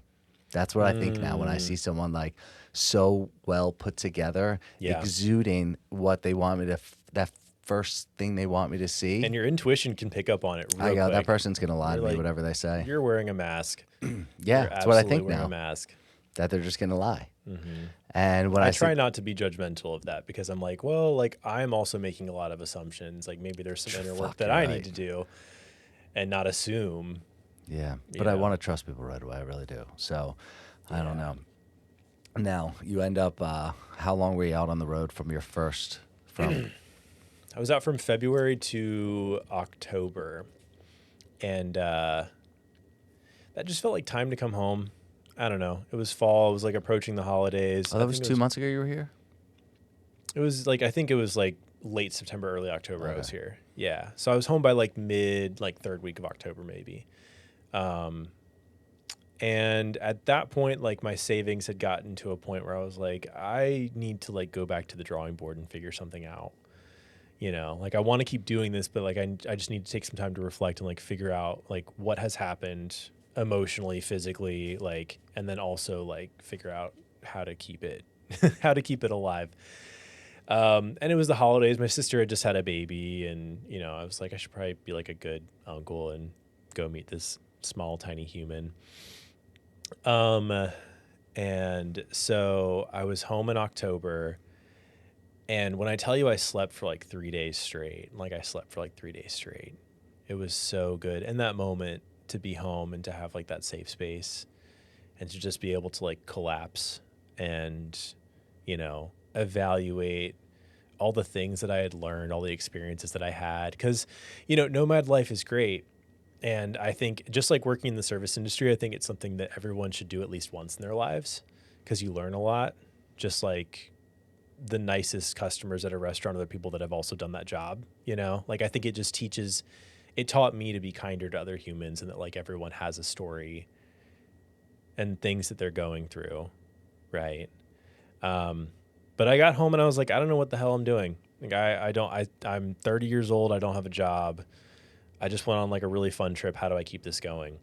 And I had a friend that I met up with in California that this is a crazy story, but like life happens, things happen in strange ways. I had a friend that I met up with in California. We had talked in Jacksonville for like a while back in like 2014. And like, he was like, hey, I live in California now. I see your Instagram. I see you're driving through. Like, why don't we go on a camping trip together? So we went. It was great. We spent the weekend together. It was good to be with another person, another human being, someone that can talk, because Balto really sucks at responding to me. And he called me like 2 weeks after I got home. He's like, hey, how are you? Like, I hear you're back. Like, how's everything going? I'm like, well, to be honest, like, I don't know what the fuck I'm doing with my life. Like, I don't know. It's like, well, I kind of have like a really interesting business opportunity for you. And I'm only asking you because like, I trust you. It's like, okay, like, what's up? He's like, so outside of my day job, I create adult content. Oh, geez. And I was like, oh, okay. Well, what does that have to do with me? He's like, well, like, it makes a lot of money, enough for like, you know, me to have like half of my income from it, but it's a lot of work and I don't want to do it myself. Would you want to manage my content for me? Are you doing that? That's what I'm doing right now. Oh, shit. Okay. That is how I'm earning like half of my income is, What's the other half? so the other half is where I'm headed to right now. So I have a friend that lives in. First, finish off with the Yeah, we're not skipping over this, dude. Yeah, so he's just a really good friend, and he was like, "Hey, so I have this fake name. I have this internet presence on a popular adult content website that rhymes with Lonely Man's." And I don't know what that is. And he was like, "This is he's a self-employed. I don't want to give up too much information. He's a business owner. I understand where you're going. I signed with a contract with this one, so I can only give Oh, out wow. so much. But he's like, I want you to take half of the profits. I'm going to upload videos to a Google Drive, and you can do whatever you want with them. And you are me on the internet. So that's what I do now. And You're a lonely man's. I'm Only Man's content Manager. manager. Yeah, he's in the top like 6% of OnlyFans content creators, which is pretty. It's a male. It's a man. Does he do gay stuff or does he do? He's gay. Okay, Yeah, so it's all. he does gay stuff. Yeah, and it's weird to say out loud because I Whatever. think there's a lot of baggage that comes with like working in porn. That's what it is, I guess. But it has also opened up a lot of doors for me to keep this going. And it's also taught me that, again, it was another lesson for me to sit back. Because at first my gut instinct was like, no, I'm not going to manage your porn account. Like, why would I do that? But it's taught me a lot about running a business. It's taught me a hell of a lot about the story I'm telling myself about like what a job is supposed to look like. And I had to talk to myself and I was like, you know, like you're only saying no to this because of the perception, like the optics of what that sounds like to other people. And then that's why you grew a mustache and cut your hair like that. I got to look like him now. No, I'm just kidding. But yeah, it's been an interesting ride. It's definitely changed my relationship with like sexuality too. Like it's broken down a lot of barriers. Like I'm very, I guess like growing up Catholic and being gay like didn't do wonders for They like weren't my very nice mental to you. health. No, Yeah. they weren't very like they kind of told me I was gonna like spend eternity in hell or whatever. But this has kind of been able to rewrite a lot of that, and it's a really interesting space like that to find myself in.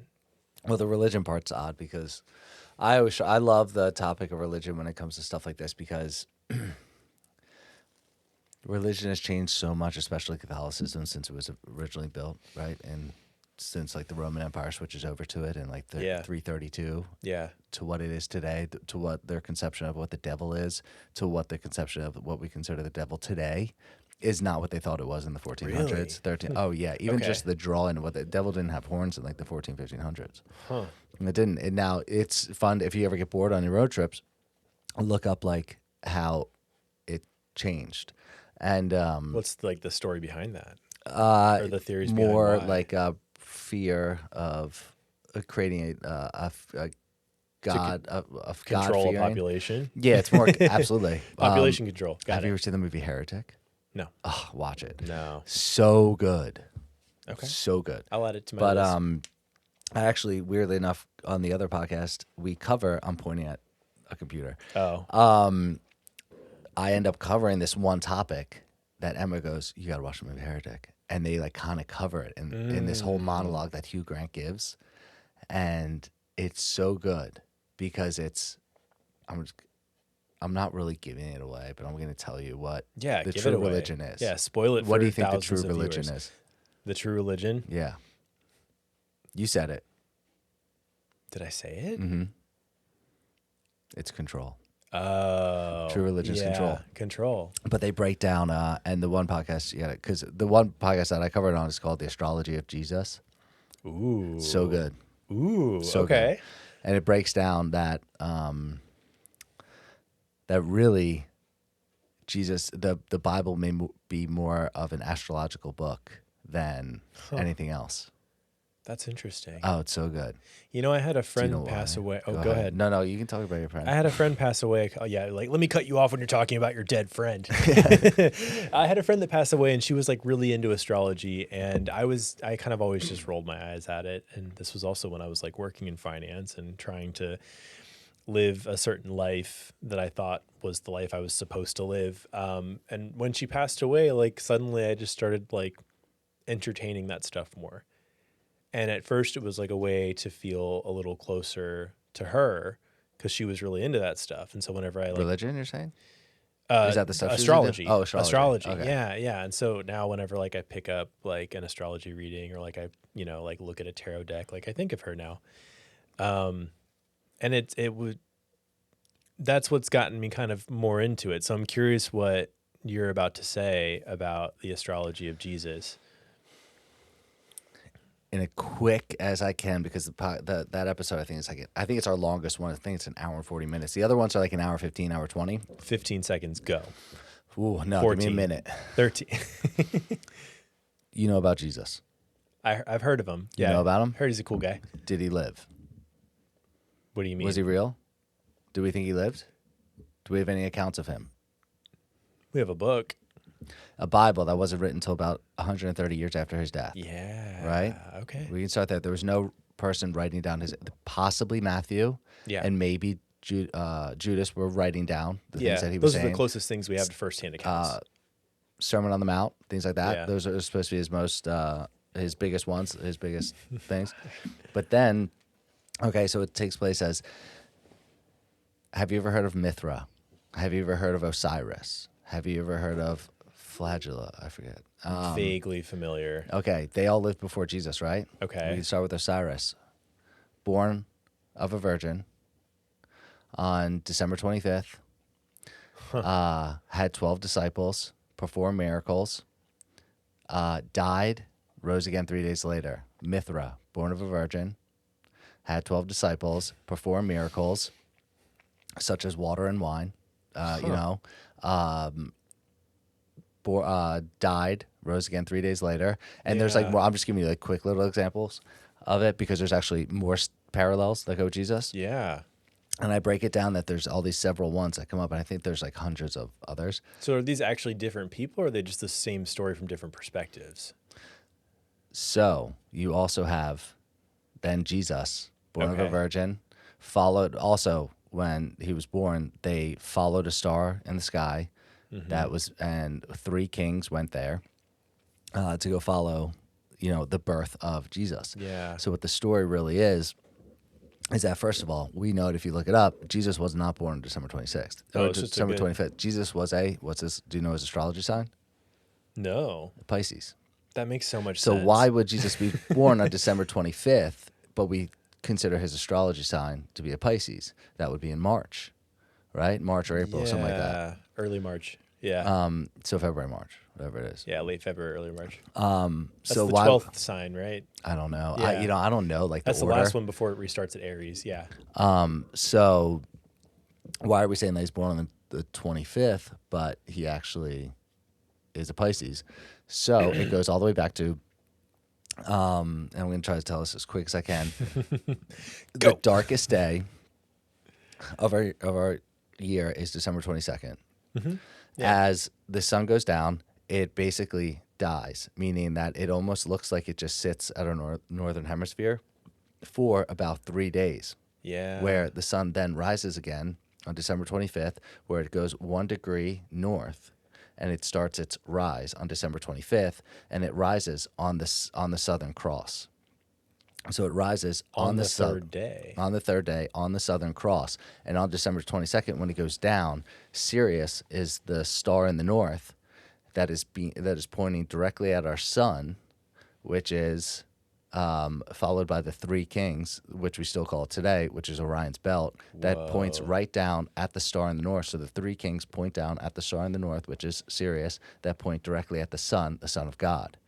And it is followed by its 12 disciples, which are actually just the 12 astrological signs that go around. That's wild. Oh, I didn't even think about that there's 12 disciples. And the 12 shows up everywhere in the Bible. The 12 tribes of Israel, 12's everywhere. Now interesting. it goes back to, and I'm going to screw this up maybe. You're doing Hopefully a I really don't. good job so far. You have Moses, right? He was supposed to usher in the age of the bull, a Taurus, right? Okay. So he ushers in the age of Taurus, and it goes back to like 4,500 to, and these dates I hope are correct. 4,500 to 3,000 is like the age of Taurus, and then you have like 3,000 to the next one is the age of Aries, and that was ushered in by, I forget who that was ushered in by, and then the next age, which starts on 1 AD, is the age of Pisces. So Jesus was actually supposed to usher in the age of Pisces, and that's why you have the two fishes showing up everywhere. Jesus, the first disciples he meets. The fish and the bread too. Yeah. The first disciples he meets are Simon and, what's Simon's brother's name? Or, yeah, I think it's his brother. Are the two fishermen. He meets two fishermen.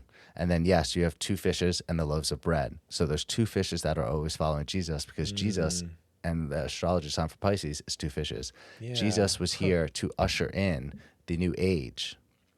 So he ushers in the new age, and now we are going into, like that song, the age of Aquarius. So now we're about to be ushered into the age of Aquarius, which is in 2150 is the age of Aquarius. Ooh. And So like, wait, that's 125 years Oh, from now. that's right. It's only 2026. I was like, oh, that's happening in 25 years. And I was like, oh no, No, 125 we're not years. going to be alive for it, but Maybe there we might will be a be. new Messiah that comes in 2150. So 124 years from now is the next age, and that's the age of I Aquarius. hope I live to be at least 100. That would be cool. Like, assuming I'm healthy. See, now you think that because you have a good life, you enjoy your life. Yeah. If you could keep doing what you're doing up to 100, absolutely. Well, I hope I'm not doing the same exact thing 100 years from now. Do you think you would settle? I think there are different considerations when your body starts to age. Like, you do actually start to have some physical limiting factors. But Do you know that in the Bible? Do you know how old Moses was? old? I think he was over 500 years old. Damn. I think Abraham was around 900. Wow. People used to live longer. Oh, that's right. Yeah. There's, and then, that could just be, these are supposed to be how the stories are told. But there's also another belief that there's one, the alien part of it, that we were, an Anunnaki side, that they shortened our lifespan, introduced diseases, and that made us, because they needed to, that was a way of thinning the herd. Because we overpopulated. So I cover that in the very the third episode, I think, and Matt, I cover that actually. What's the name of your new podcast? Getting Smarter. Getting Smarter with Emma and Frank. With Emma and Frank. Yeah, but I cover that too because they try to shorten. So when the human beings come along, the generation that they possibly created, the species that they possibly created by splicing the slave race that they had, the Anunnaki had. I forget the name of it. And with their DNA or with human DNA, they splice that together and it creates a human race. We were overpopulating, just fucking like rabbits. Just fucking like crazy. Yeah, just we needed content managers. We did. We did. Yeah. and that's what they were. Yeah. And so they introduced disease, shortened our lifespan, all these things, but apparently we may have lived longer. So Interesting. Yeah. Well, so you know, like how back in like Jesus' time, like the average height of a human being was like 4 or 5 feet tall. Yeah. Do you have a theory behind like why we're getting taller? Because I have a theory. Do you? Go ahead. I think it's simple. I think it's just because we're horizontal more often. So gravity isn't working against us all the time because we have lives of leisure now. There's a theory that says that our back problems is proof that we are not from here. Whoa. Because that is true. We don't mesh with our gravity correctly. Also, like, lions don't get arthritis, right? Yeah, I think they might. Oh, poor lions. Actually, I don't know. But that's a theory of pets. Yeah. Are developing the diseases that humans have. But out in the wild, they don't develop those diseases. You know, I had to get a flu shot for my dog the other day.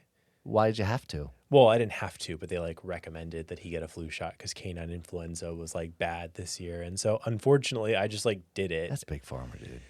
But I was like, I've never heard of a dog. I don't want to like be anti-science. Like I Why not? we could go down a rabbit hole. You can be anti some science.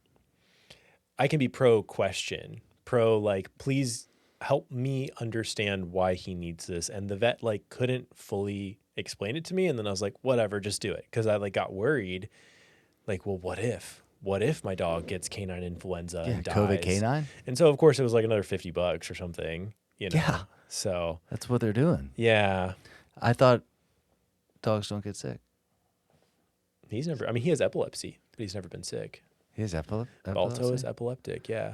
Wow. Yeah. Have you ever seen him have a seizure? That'd be the He's had a saddest freaking thing ever. He's had dude. a couple seizures. Yeah. Jeez. So when he was usually, according to the vet, starts to present itself in dogs around 1 to 2 years old. Conveniently, that's when all their vaccinations are done. And when all the metals when are they introduced to their start body. taking like flea medication stuff, when their body is big enough to do that.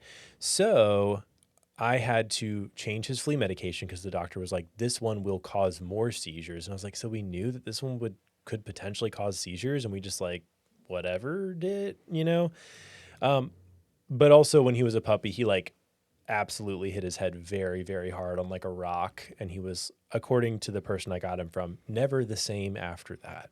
So I always joke that was just God inserting himself into Balto and forging our paths together forever. But yeah, so he had his first seizure when he was like 2 years old. And the vet was like, well, let's just watch it. He could have just like gotten into like a chemical, like some cleaning product or something, you know? And so if it happens again, then we can say with high degree of certainty that he probably has epilepsy. So he had a second seizure like a week later, and they were like, okay, well, you know, we can give you these drugs. We can try CBD, whatever. And so I did try like CBD for a while. It wasn't strong enough. So we had to put him on medication, which kind of sucks, but he's never had a seizure since then.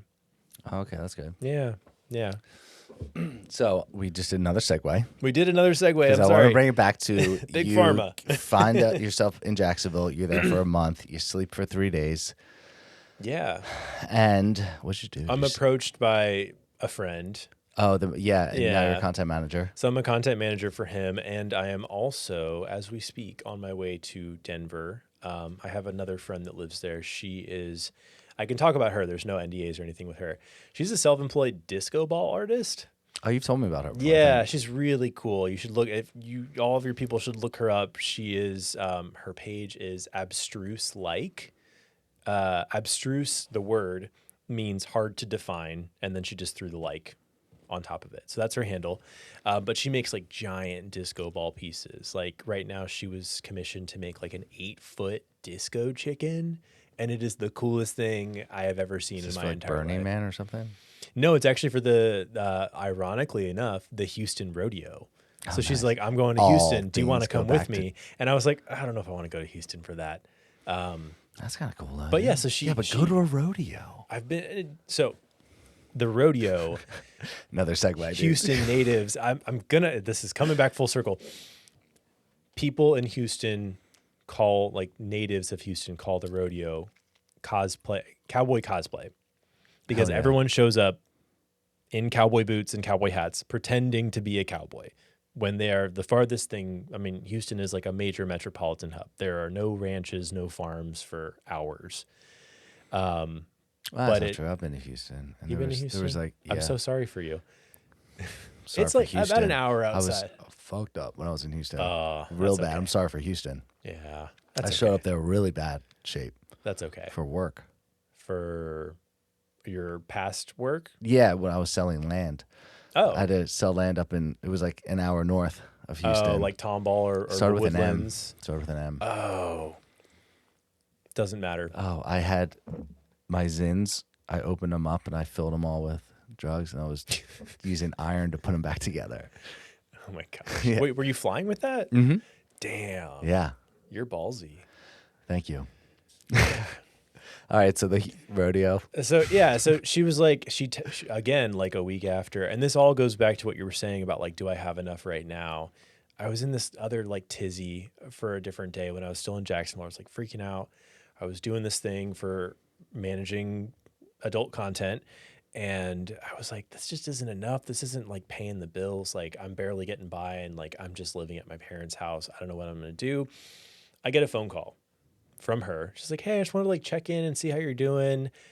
So I've been thinking, I have like an extra property up here in Denver, and I really love your TikTok and your Instagram. Could you just like come up here and like hang out with me and make content with me and like maybe build some disco ball art with me? And I was like, hell yeah, For sure. absolutely. When do I come? She's like, why don't you come on January 1st?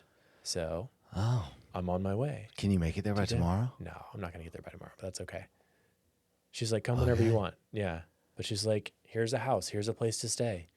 What do you Fuck need? Yeah. And so that's another thing that I don't think I could have done without exercising the discomfort and just like trusting the path that I'm on when I was on the road, when I was on a literal path somewhere, is not getting too caught up in like thinking about what's going to happen, or like, what if I don't figure it out, or like, where am I going to be in 2 months? Well, I don't know. I'm really Maybe excited. making disco balls. I'm really excited to find out. But your past life, that's an absolute no. Oh, I can't just get away Yeah. and do that. Yeah. Because my brain would instantly have been thinking, well, what if this happens? That, what do you do after? She told me like, you should come for January and February. I don't know if I'll have work for you in March. And old me would have been like, oh, well, it's only a 2-month opportunity. Like, I'm not going to do that. Or if I use up these vacation days, I can't use them later when I want to do something else, Mm-hmm. Yeah. Yeah. But I said yes. I said yes to the disco ball. Because you can say yes. Because I can say yes. And I realized that I am like the architect of my own life, and that everyone can do And the income came. anything that they want, You just have to like set aside your ego, set aside your idea, be compassionately curious about why your brain is scared of something. But do you think that the other factors need to still be in place? Like other people still need to keep doing the life that you don't want to do in order for you to live the life that you're currently living? That's a good question. I'm going to answer it with like sort of a segue. No, I'm just kidding. I don't think everyone wants to live this life, and I think that that's totally okay. I just want everyone to be doing exactly what they want to do. Some people like being in corporate America. They love it. Maybe. I highly doubt it. But if some people really do like that, some people enjoy being part of a system that can accomplish something bigger than themselves. And I think that's something that's so innately human, is like being a part of something bigger, greater, grander than yourself. And so if someone gets that out of corporate America and they're they are happy, like more power to them. I don't think you need to sell your things and get in a car, but I think we should all practice some curiosity about looking at the things and the possessions and the life around us and saying, did I actually choose this?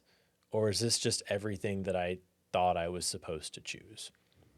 Just like leading with a little into the new year. If this I guess this probably won't come out. It's 2026 already, 2 weeks. right? Okay, so 2026. If you haven't had a New Year's resolution yet, if that's not your thing, whatever, I challenge all of your listeners to just exercise compassionate curiosity and just ask yourself, like, am I getting caught in a story right now? You know, like, and is that story serving me, or can I step outside of the story? Can I write something new? Yeah, somebody else write my story, allowing somebody else write my story. Am I going to write my own? Yeah. Is the pen in my hand, or am I just letting someone else write whatever they want? Well, I mean, most of people's days are spoken for. Yeah, like it's already been written, so I have to, Yeah. and I have to play that part. And I got to show up at that time because someone else told me I had to. I have to, finish this work or eat now.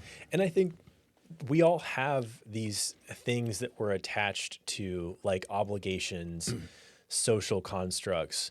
But when your life becomes 100% those things and you find that you're not enjoying any of them, that's an issue. Like, obviously there are things in our, like, I think there's joy to be found in everything. Maybe there are some things that you have to do. For example, like, everyone has to earn money somehow, right? You have, at least in the, because we live in that construct. In the construct that we have today, like, you need income to support yourself. But I think so many people say, oh, I gotta work. Well, no, you don't have to work, or your work could be different. You could be doing anything, or maybe you find a job that doesn't pay as much, but maybe they provide you with housing, or maybe they provide you with a meal stipend, so you don't have to worry about money as much. You can slowly remove yourself from the matrix or the construct that you have around you of, like, the idea of, like, what my life is supposed to look like, and change it for, like, what it could be and what I would like to see. Whenever the biggest message that I get all the time on my social media is, like, you're living my dream. I wish I could do that. And my answer every time is, why aren't you? Because, like, if I wholeheartedly believe that if you truly want something in your life, you will not rest. You will not be happy. You will not find purpose and meaning until you go do that thing, And yeah, sometimes you got to find out it's not what you want to. And sometimes you have to find out it's not what And you that's want, the and not everything best is lesson you forever. get. That's the biggest lesson I learned I've learned so many big lessons. I sound like a broken record. Nothing is forever. Like, everything is temporary. So, like, that teaches you, like, a lot of gratitude, but it also teaches you, like, I can just try things.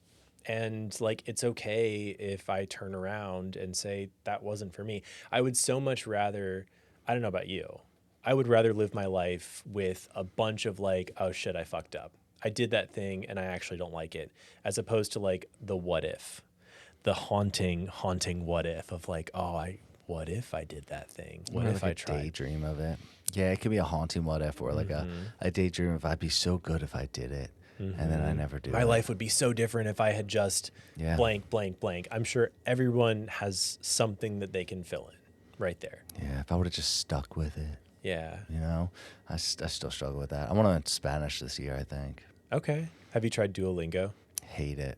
Really? But I love Dua Lipa. I love Dua Lipa. Yeah, dude. Every time someone says Duolingo, I just think Dua Lipa. That's funny. I love her. I saw her live in concert in Houston. God. And her charisma, her talent, her body made me, like, question my sexuality. I was like, nice. oh, I get it. I think she's the most attractive human being on the She's planet. so attractive and talented and skilled, and, like, she knows how to work a crowd. You ever watch her in interviews? She's just so like bubbly and sweet and smiley and just like, she seems like someone who's just loving life.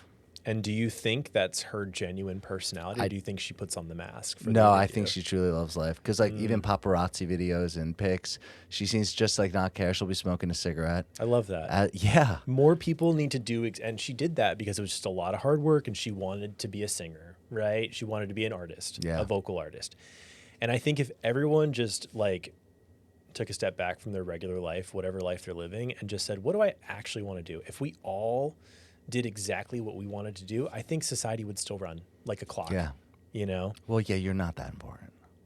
Yeah. You're not. Yeah. But like even we can use Dua Lipa as an example of like you don't have to be an expert to do anything, right? She has an amazing voice, and people always gave her criticism because she didn't have the dance moves, right? Oh, So really? people always gave her shit for that. Yeah. But she's learned as she's went along over the years Yeah. of doing it. Now it's like she's a little bit more of a dancer, but not really. She is like of like Hispanic heritage, right? Albanian. Oh, okay. Can I ask you where Albania is? Yeah, it's in Europe. Eastern I think it's Europe? closer to like Croatia. Oh, okay. Gotcha. Yeah. I was going to make a comment on like stereotypically, maybe there are expectations of how she should act. She's and from what London. skills. Really? She's from London, Interesting. but Albanian heritage. Really? Huh. Yeah. Interesting. Anyway, I know all of these things about her. I love it. I Yeah. love Dua Lipa. You love Dua Lipa. Love Dua Lipa. Okay. You love Dua Lipa and Revolutionary War enactments. And If we could bring those two together. Yeah. Like can you sing some Dua Lipa for me right now? Or- I know every single Dua Lipa song. Really? Probably. Oh, I listen to Okay. her. Exercise. She's like a house music. So like Yeah. when you're exercising, you can listen to Dua Lipa. Also, like when you're running, I'm sure like having something up tempo. Yes. To keep your steps So up. much of her stuff is up tempo. Like 2 albums ago was everything's up tempo. Yeah. And then I just picture Dua Lipa as I'm running. It's great. That's awesome. Is she there? But She could be around the next block. I got to keep running, I guess. oh, dude, Yeah. she'll keep me running for sure. Yeah. All right. I hope Dua Lipa sees this. Oh my God, that'd be great. She's engaged now though to Callum. Oh, I'm so sorry for your loss. She broke off her last engagement. Oh, good. Yeah. Because she doesn't lie to herself. She sounds like she's honest with her emotions, and when things aren't working, you got to let it go. God, that's You know? another cage that people stay in relationships for. We've all been there. Because I've already put 3 years into it. Sunken cost fallacy, man. Yeah, that's what Yeah. it is. I don't want to start over. Well, starting over could be really fucking cool, too. Yeah, I'll you deal know? with these problems because it's the devil I know is better than the one I don't, you know? And your brain will absolutely choose the comfortable hell over the uncomfortable, uncertain future every 100%. single time. And just being 36 and going, now I don't know if I ever want to be in one again. But like, I've thought about that too over the past year. Like, Yeah. so right after I left you, I like ended up talking to this guy very briefly, and we actually met up in Asheville and like spent a couple days together. But you know, I told him, I was like, hey, like my life is very transient right now. I don't know what I want, or you know, I'm enjoying my time with you. I don't know if a relationship is for me right now. Like at the life, like the way I described it was, I was like, I've lived my life 90% of it for other people. This is like the first year that I've ever actually chosen myself, and I feel like I'm still getting to know me. He didn't take it well. It didn't work out. I'm glad it didn't. Everything happens for a reason. But it really made me think, like, I don't know if I want a relationship. Is that just another thing that was sold to me? You know? I think so. Because dual income makes me feel more secure. So I stay sedated and keep working my little... It's nice. It is really nice. It's nice to be with someone sometimes that likes you. But then I just watch too many relationships where you stop liking each other. Mm-hmm. And but there is some relationships that I go, you guys still really like each other. Yeah, and I love seeing that. Oh, dude, I man. really do. You guys are one being, and like you just, oh God, it's the best. But then most just are not. It's like Yeah. they just don't hate each other. I think it should be normal to a relationship should be like a lease agreement or a mortgage, not. Oh, you can break it off? Well, I think it would be wise maybe like once a year to make sure that you check in with someone. Hey, our lease is coming up. Yeah, like do you we want to still- renew do for we- another year? Do you want to sign this lease again? Yeah. I mean, that's actually not that bad of an idea. Like, hey, let's revisit this last year. Let's just talk. Like how That's not that bad of an let's idea. do a 2025 dude. recapped right now. Like, did we have a good time? Yeah, should we renew? Do we like where we're living? Yeah. That's really not that bad of an idea. I know. You're People welcome. people don't do that. People think it's forever or a one night thing and that's it. I mean, marriage is a Yeah. forever lease, right? Yeah. That's used to be a forever lease, but like it is kind of, it's a mortgage, Yeah. you know, where Yeah. you're kind of signing up and saying, I got to pay this mortgage till the rest of my life. Because you are working for something. Like, it's not like you just have this thing and it's great. Like there's work you have to put into it, you know? And am I getting return on my investment? Because every relationship, whether we like it or not, in my opinion, is a transaction. I give you love, you give me love back. It's an Great. emotional transaction, financial Some one. sort of a transaction, you know? So I think it's important to say, like, okay, is my energy being spent well here? Am I getting what I signed up for out of it?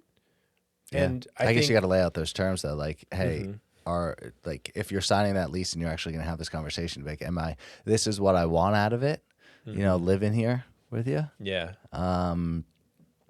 Yeah. Like I want these amenities Yeah. Well, and they because have to be not like some are selfish, some are unselfish. yeah, but it opens the table to having a conversation about expectations, which everyone goes into a relationship with, but we're just like not supposed to talk about. And you're just supposed to be like happy that you found someone, you know? But I think it's important to have, important to have any uncomfortable conversation, you know? It's weird. Like my relationships recently have been more like really fun. Like I go hang out with these people and it's like, and then I usually kind of go with I honestly, I start with it. I say, my schedule does not fit a relationship at the moment. And I kind of let that be known pretty early, Yeah. if not right away, because then it weeds it out right away. If they go, Yeah. oh, and it weeds out right away. But they've been like these really fun, like kind of really good conversations and, little adventures and stuff. And then they kind of dwindle off and I kind of go, oh, well, because you wanted more, now we have nothing. Yeah. I think people struggle with like that in between space. But am I being selfish by doing that? Yeah. Or are you afraid to get close to someone? I don't know. There's like, that too, you know? because I had to revisit that recently where I went, oh man, shit, do I have these like fears right now of ever getting someone just leaving me again, or like someone, or betraying you or your trust or me hurting somebody, and now it's like so that has been like, I might as well just stick to it. Like I have relationships with other people, especially in like AA and such, that are I'm very involved in people's lives. And I'm going, well, this is enough right now. It's kind of feeding the emotional part and all that stuff. I'm kind of using you to maybe feed some other stuff, but I don't know. I think that's what we forget too, because we idolize this idea of like finding the one, but like life is about every relationship that you cultivate. Like we're in a relationship, like it's about your transaction with look at most relationships like 500 years ago, you didn't have a one person. It takes a village to raise the kids, and you have your tribe, you have your network of people, right? But for some reason, we have this idea that one person nowadays needs to be, or two, or three, or whatever. Well, I mean, whatever like a couple raising one. Oh yeah. That two people are supposed to provide like everything for a kid. Yeah. Your partner is supposed to be your mentor, your best friend, your your hookup buddy, like your sense of well-being. Like they're supposed to be way too we put way too much on one partner. That I think your relationship becomes like this part-time job that you have, And and if you don't match all of them, geez, then you're belittled, then you feel less than, then you're like, God, I suck. I'm doing these things really well, but I'm not doing this one well. And I suck. And then you try to overcompensate to do that one well, and then you leave the other three behind. You're gone. And then you're spending all that energy doing all that for that person, for this relationship, and then you're losing yourself. Yeah, what am I doing for me? Yeah. Do I even like me? That was the end of my last relationship. I remember laying on my bed. My ex had just left, and I had done a lot of wrong. So it's not like she had just left me or anything. Yeah. I did a lot of bad things. And I remember just laying there going, oh, what am I? Yeah. I was like, all this money that I was trying to save was for that. All these, I lost I stopped doing martial arts. I stopped running. I stopped doing all this. And I remember laying there going, God. Who am I? It was such a hollowing feeling.